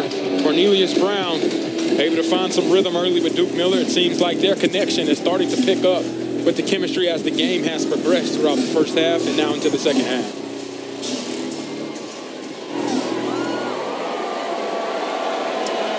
It's the second highest scoring offense in the SWAC a season ago. And here is a big play right side to the 50-yard line is Ryan Morrow. Sylvester Smith with the stop. 10-yard pickup. So back-to-back chunk plays here for the Bulldogs. Misdirection helped set up. Ryan Morrow getting around the edge. And I think that's one thing that they have to continue to play on is using the speed that Duke Miller showed flashing across and then creating a little misdirection to give them some space.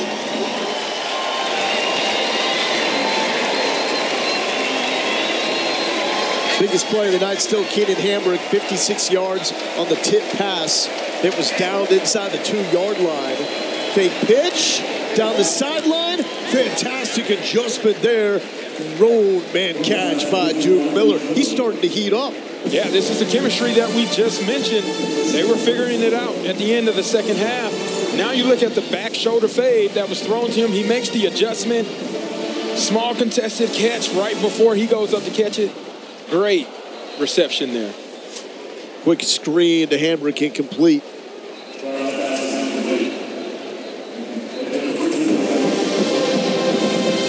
Now Miller looks like a completely different player after those first couple of drops. Got that out of his system. It could be new environment, large stadium, 88,000. Was rocking, everybody cheering loudly. There was a lot going on, so he had to find his inner moment to be able to make the plays that he's making right now. These snaps so critical for Cornelius Brown to get comfortable with this offense, to build and look forward to the SWAC schedule ahead. Brown will throw again. Just drop him back. There's contact on him, but nobody is home. Incomplete in the end zone.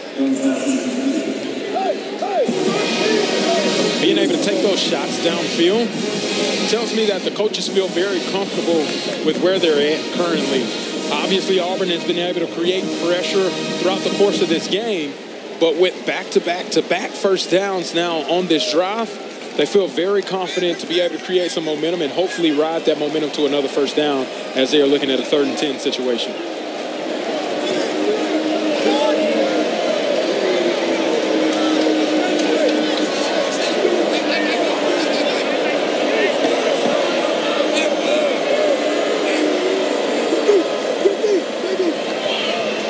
Brown over the middle of the field, big hit. Duke Miller could not hold on, and that's Caleb Harris. It popped him. Harris, another one of the true freshmen, 3-star recruit. Has performed at a very high level according to the coaching staff in camp. Sets up a 4th and 10. I like this year, go for it. Bulldogs will. Building for the future. Trying to make some magic happen here. Inside Jordan Hare. If they can find that end zone, that's going to create a moment that those players will never forget. 3 on the play clock. Brown, backside pressure, standing tall. A strike inside the 5, and it's Duke Miller taking it down to the 2-yard line. A 28-yard pitching catch. Cornelius Brown standing strong in the pocket. O-line holding up. That was a phenomenal strike right there to his guy, Duke Miller, who seems to be his go-to man today. And he makes up for the drop that Caleb Harris was able to cause just a play prior. First and goal.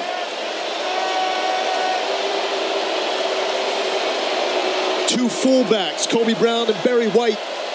To Cornelius Brown's right side. Eaglin with the carry. Second effort. He's going to be short.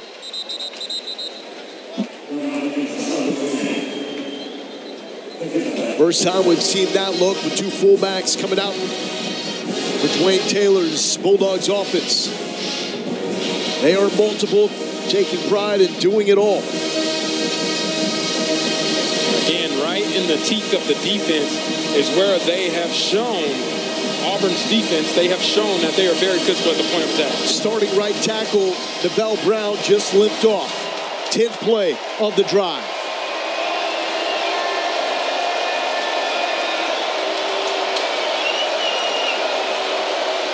Option left side, over the hands of Eaglin.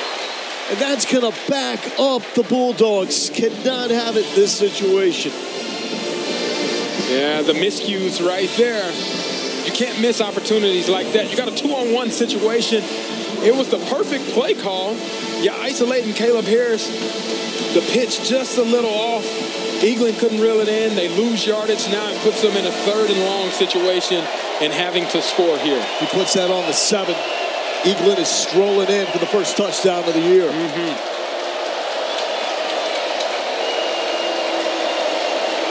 Empty for Brown.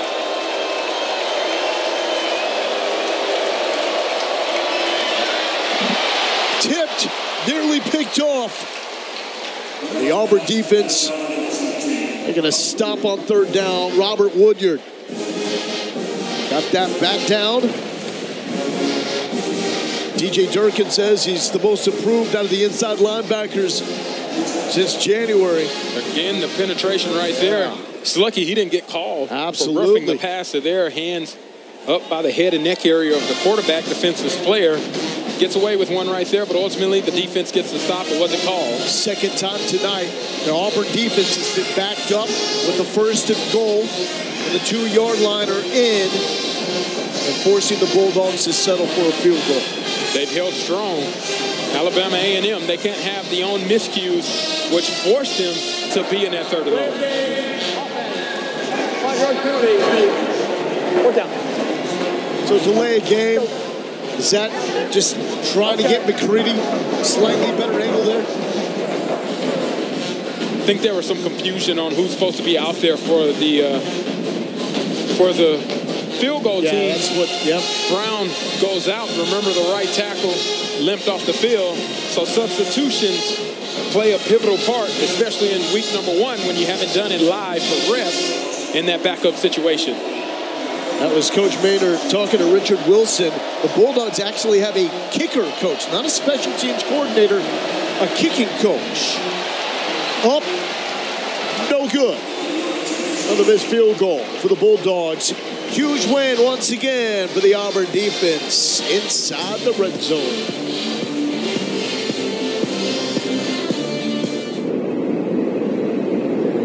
And here is the next man in line for the Auburn quarterback spot, Hank Brown, redshirt freshman from Nashville. 7 of 9 a season to go.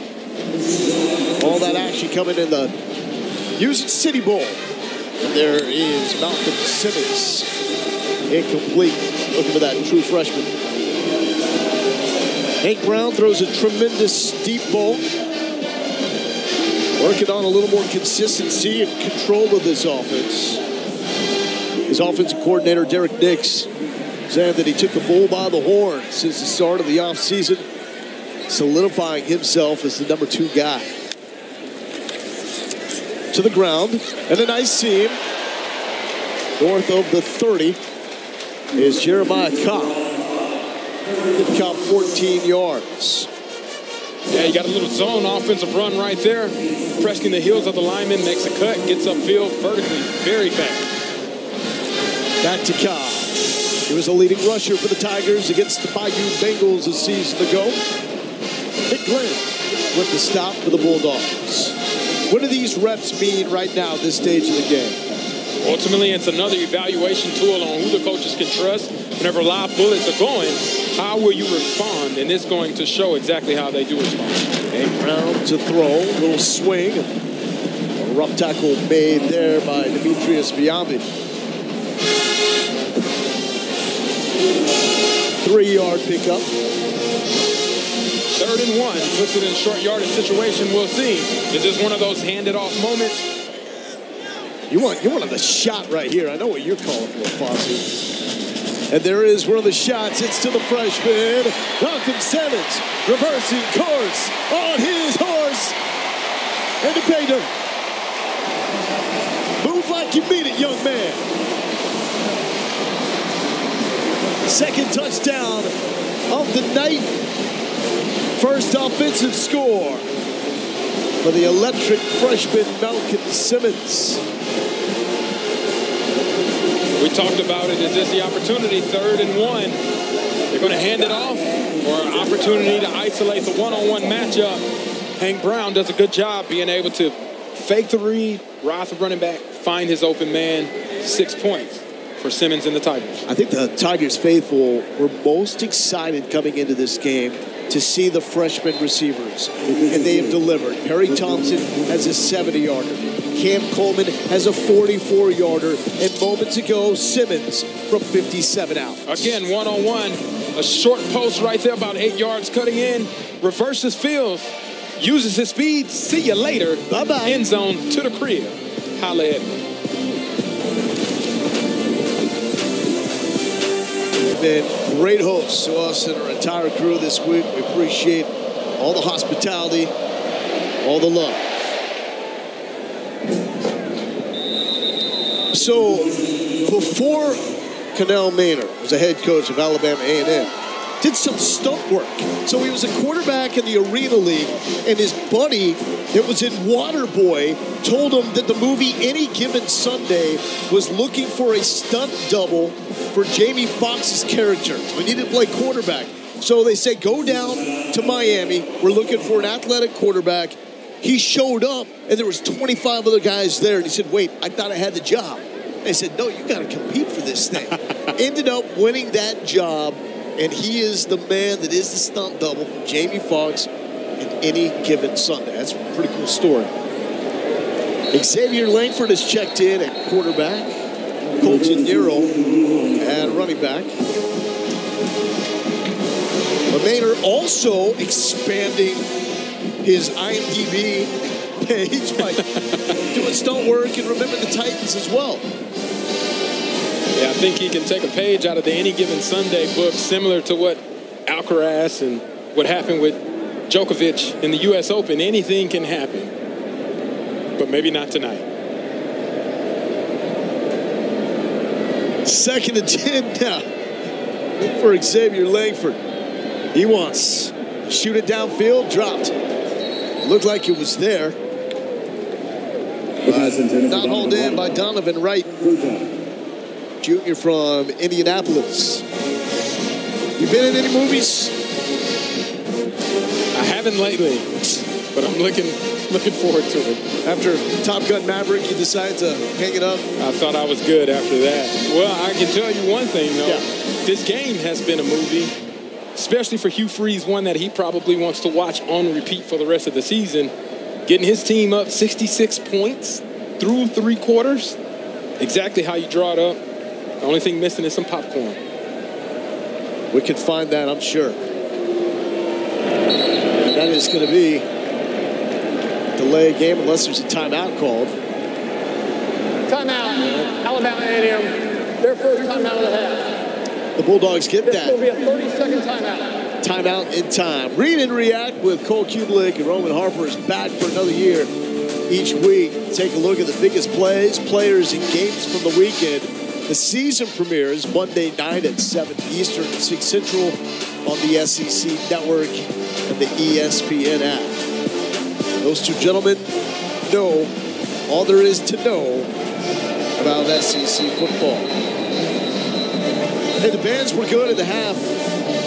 What I want to give a shout out, though, is to the Auburn fans for staying and watching not just their band, but the Alabama A&M band that gave their all. These Tiger fans showed tremendous respect by staying and being locked in to that performance. And cheering. Yeah. Afterwards, giving them high fives. I felt like I was a drum major. Well, you can't really, at the end of that. You can't really boo a marching band. True. Bulldogs to throw. At least they thought that would be the case.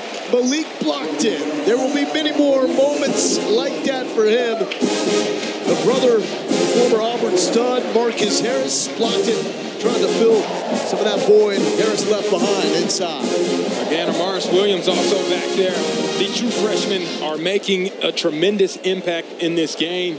Several have scored, several have gotten sacks, gotten TFLs. This is what Hugh Freeze wanted to bring in and why this recruiting class and the next recruiting class are so pivotal to the success of Auburn in the future. All right, let's see if the Bulldogs can get this one off. Last time it ended up in a block, Malcolm Simmons touchdown. Oh, collision, and that's going to draw the flag as Will Upton was hit immediately. And it looks like a little too early, too close for comfort there.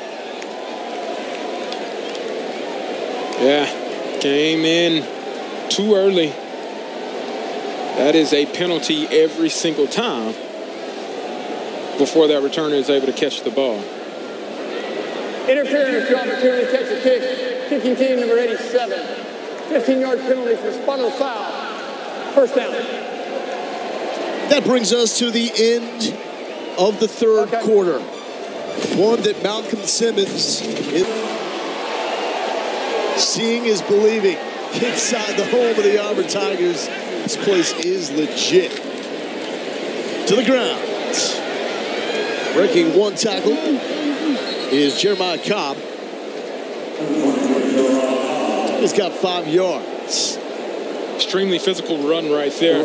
Coach Nix mentioned to us whenever we talked to him yesterday, he feels like he has a four-headed monster in the backfield. Jeremiah Cobb shows why he is probably vying for some opportunities to carry the ball more. Really, the only offensive threat that didn't do much was the tight end, Rivaldo Fairweather. But we know he is going to be a huge part of this offense. He does enough in the run game where you have to respect him. Derek Nix told us that sets up so much of what he can do in the pass game. Absolutely. He's had a couple catches, also a couple of targets. One of them, if he could have came down with it, would have ended up in a touchdown opportunity. But the rest of the season is still available for him. Justin Jones checks in at tailback. Michael Riley, tight end to the right side. Hank Brown wants it all.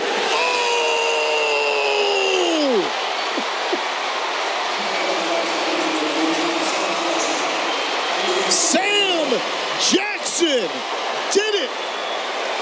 Outside, defense number 91. Penalty will be declined. Goal for the play in the touchdown. The former Cal and TCU quarterback finds the end zone for the first time in his career as a receiver. And that was unreal. Well, Hank Brown also finds the end zone for the first time for himself as well, throwing for 132 yards last year. Now he's in the touchdown category.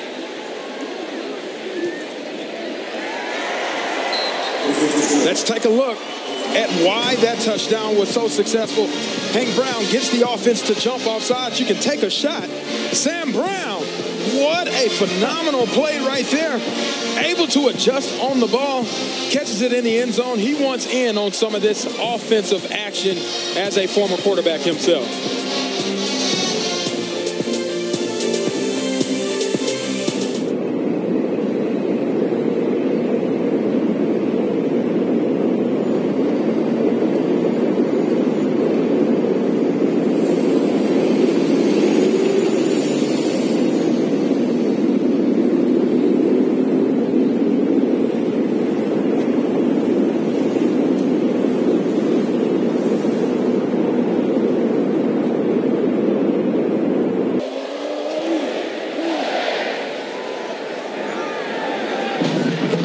Donovan Wright, returning, tripped up at the 20-yard line. All right, so just running down this list here. Perry Thompson, first touchdown as a Tiger. DeAndre Lambert-Smith, he gets his first tug. Cam Coleman, his first. Malcolm Simmons, doing it a couple of times. Sam Jackson, getting his first touchdown. And the point you made, Hank Brown as well. Throwing his first touchdown.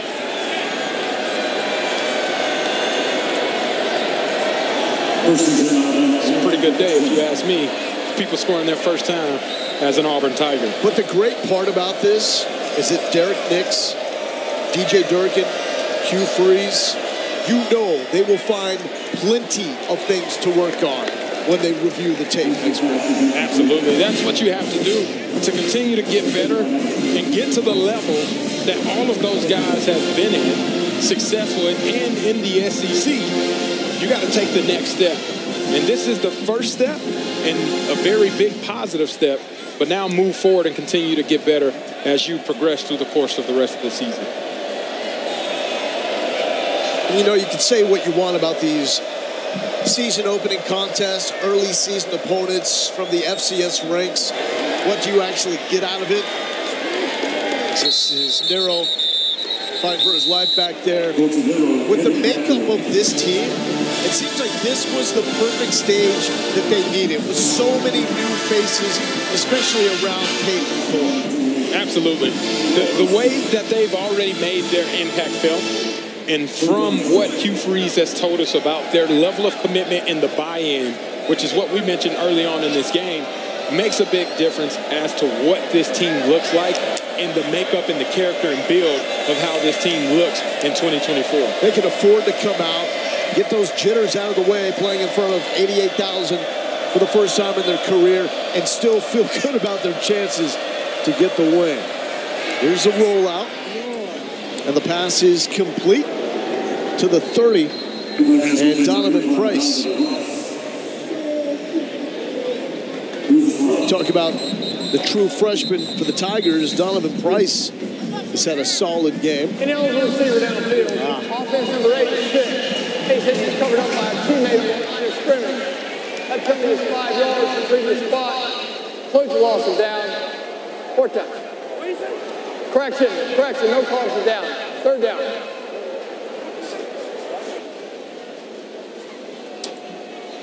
It appears one of the players is injured on the sideline. The penalty obviously is bad enough that erases a huge gain that Alabama A&M was looking to be able to create some momentum off of, and Price getting up and walking under his own will, which is what you want to see. Hopefully he's feeling a lot better. It's always scary. You go down on the injury, and then obviously on the opposite sideline, you want to make sure you get tended to. And the Auburn staff and people around were making sure that was the case. But you want to make sure that that guy's feeling okay and moving better as he looks, as he's walking under and that his own power. Penalty erases what would have been the second catch of his career.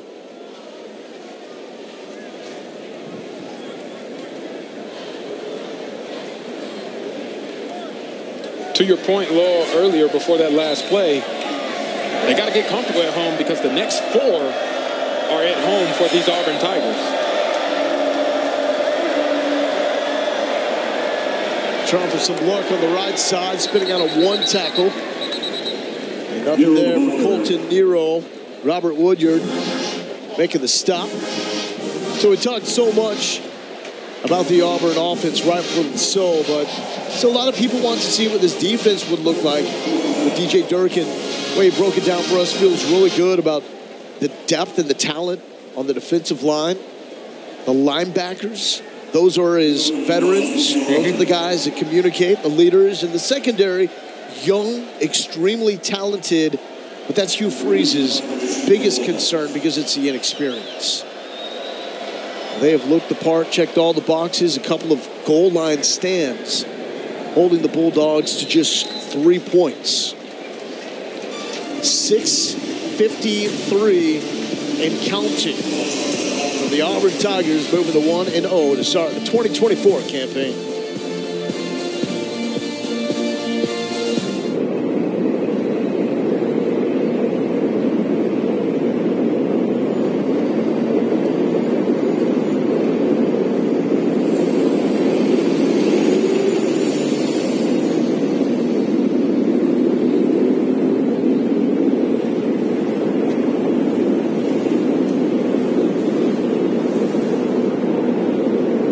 Most exciting college football year. Holden Gardner, the third quarterback for the Tigers. Oh, ball is out twice, and the Bulldogs get it on the second bounce. Stephen Parker is the last man standing with the football as Justin Jones coughed it up, went through one Bulldog's hands before Parker came down with it. And here it is. Football secure, football out again, and now secure for Alabama A&M with 6:35 left to play.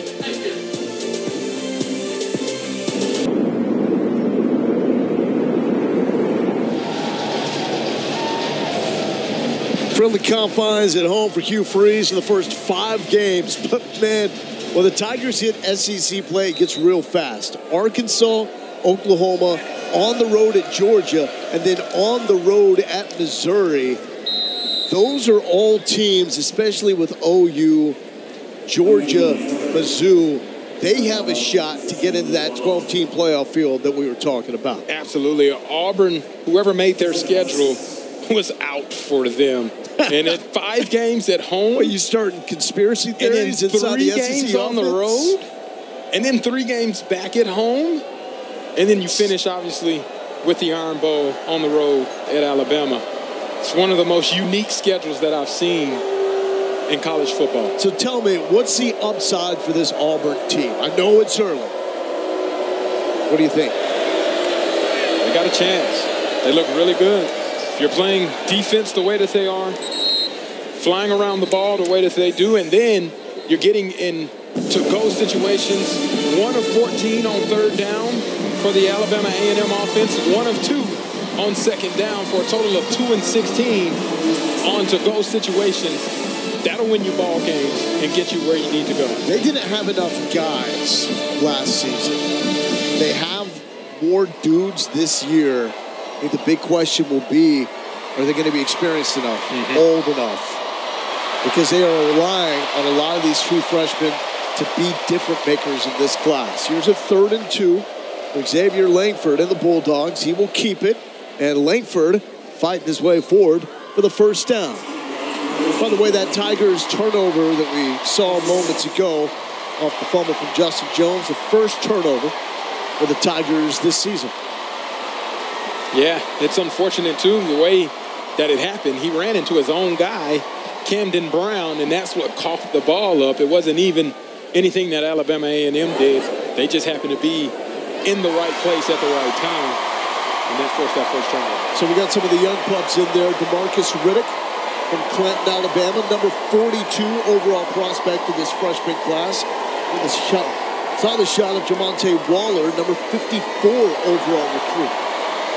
So these are valuable reps for some freshmen like Waller and Riddick, who as the season goes on could end up moving their way up the depth chart. And for DJ Durkin, the depth chart is enormous. He's gonna play a lot of guys. They roll in and roll out really at every level. Yeah, we mentioned it earlier on in this game. But there are very few redshirt guys on this football team. So what that tells me is the recruits that they get in, number one, they trust them. They like who they brought in, and then they're going to play them whenever they get the opportunities. And we're starting to see that happen already with these young guys getting an opportunity tonight. Also, TJ Lindsey, number 13, at the top of that defensive line. He's in there for the Auburn Tigers. He's a true freshman. As that is Nwankwo with the carry for 3. SEC now, as you covered tomorrow night, before and after 13th ranked LSU takes on number 23 USC on ABC and ESPN+. We'll get you set with a 60-minute pregame show at 6:30 Eastern, then a full postgame show after it's over. Highlights and a complete breakdown coming up on that show. It's coverage you can only get on the SEC Network and the ESPN app. 3rd and short for the Bulldogs. 3 minutes left. 3rd and 4th quarter reduced to 10 minutes each. Langford will roll and throw. This is floated, had a man. He's looking for Dion Nelson, but it's the freshman Marcus Riddick who was in hot pursuit there.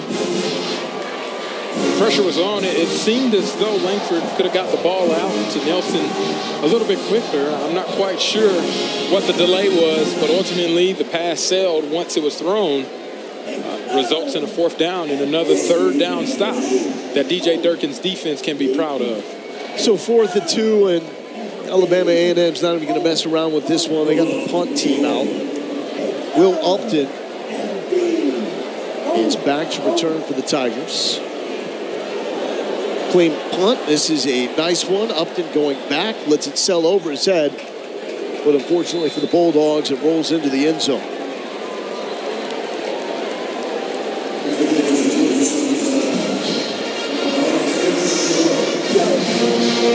$73 points for the Auburn Tigers. Most since putting up 73 against Louisiana Monroe in 2008.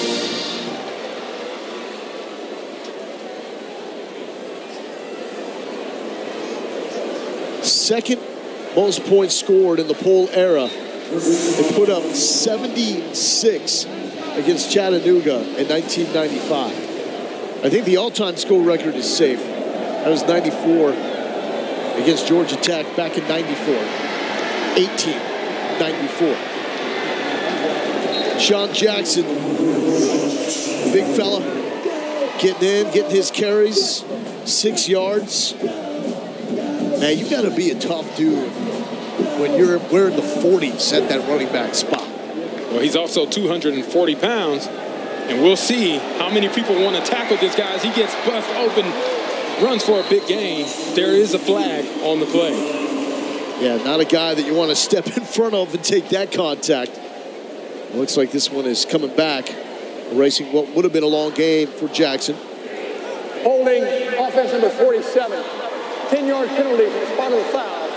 Repeat, 2nd down.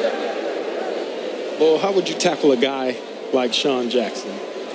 Run the other way. Seriously, there are guys that you see on film, the most physical running backs out there. You know this from your playing career, especially at the college level.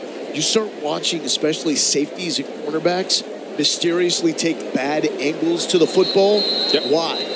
They want no part of a guy like that. 2-minute timeout. And we've hit the final 2-minute timeout of the night. 73 on the board for the Tigers. Getting closer to moving to 1-0 in the 2024 season.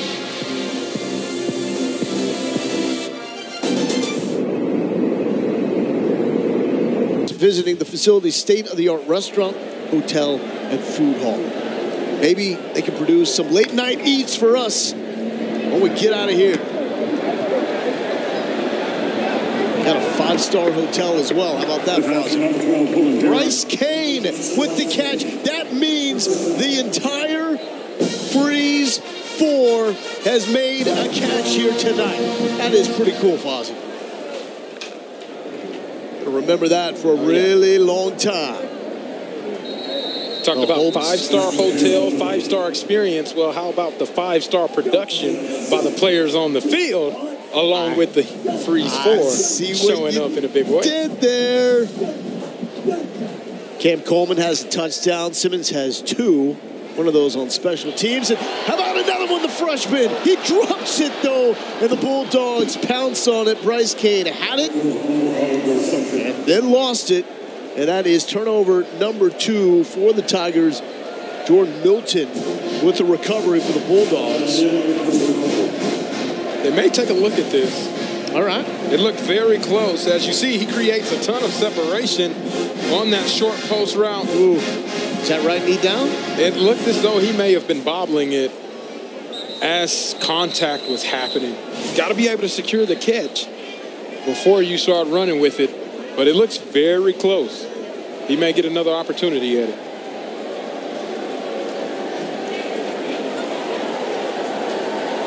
Well, Alabama A&M has the offense coming out. 20 turnovers a season to go, second most in the SEC. We talk about the learning moments. You know that is going to be hammered home. Ball security after a game like this. Bulldogs still fighting. That's Noah Kawon.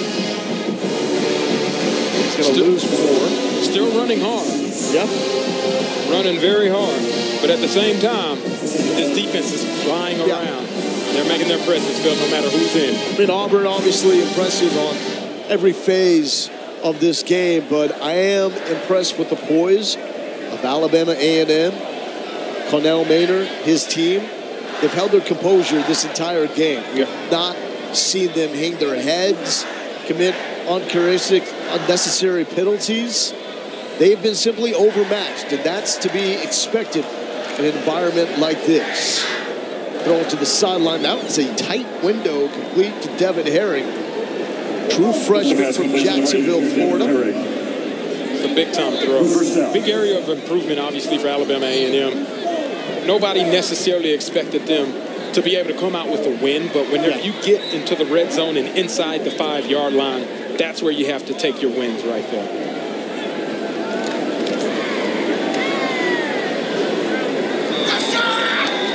How about the tackle for Laquan Robinson? The Bulldogs want to take another stop or wrap it up here. Third matchup all time between the Tigers and the Bulldogs, and this will go the way of Hugh Freeze and Auburn. We can see that there's something special brewing. It's an early season blowout win against an overmatched opponent, but everything that Hugh Freeze wanted to see, with the exception of the late fourth quarter turnovers, happened. He identified the playmakers. They fed the playmakers. Yeah, and the playmakers showed up whenever their opportunities and numbers were called.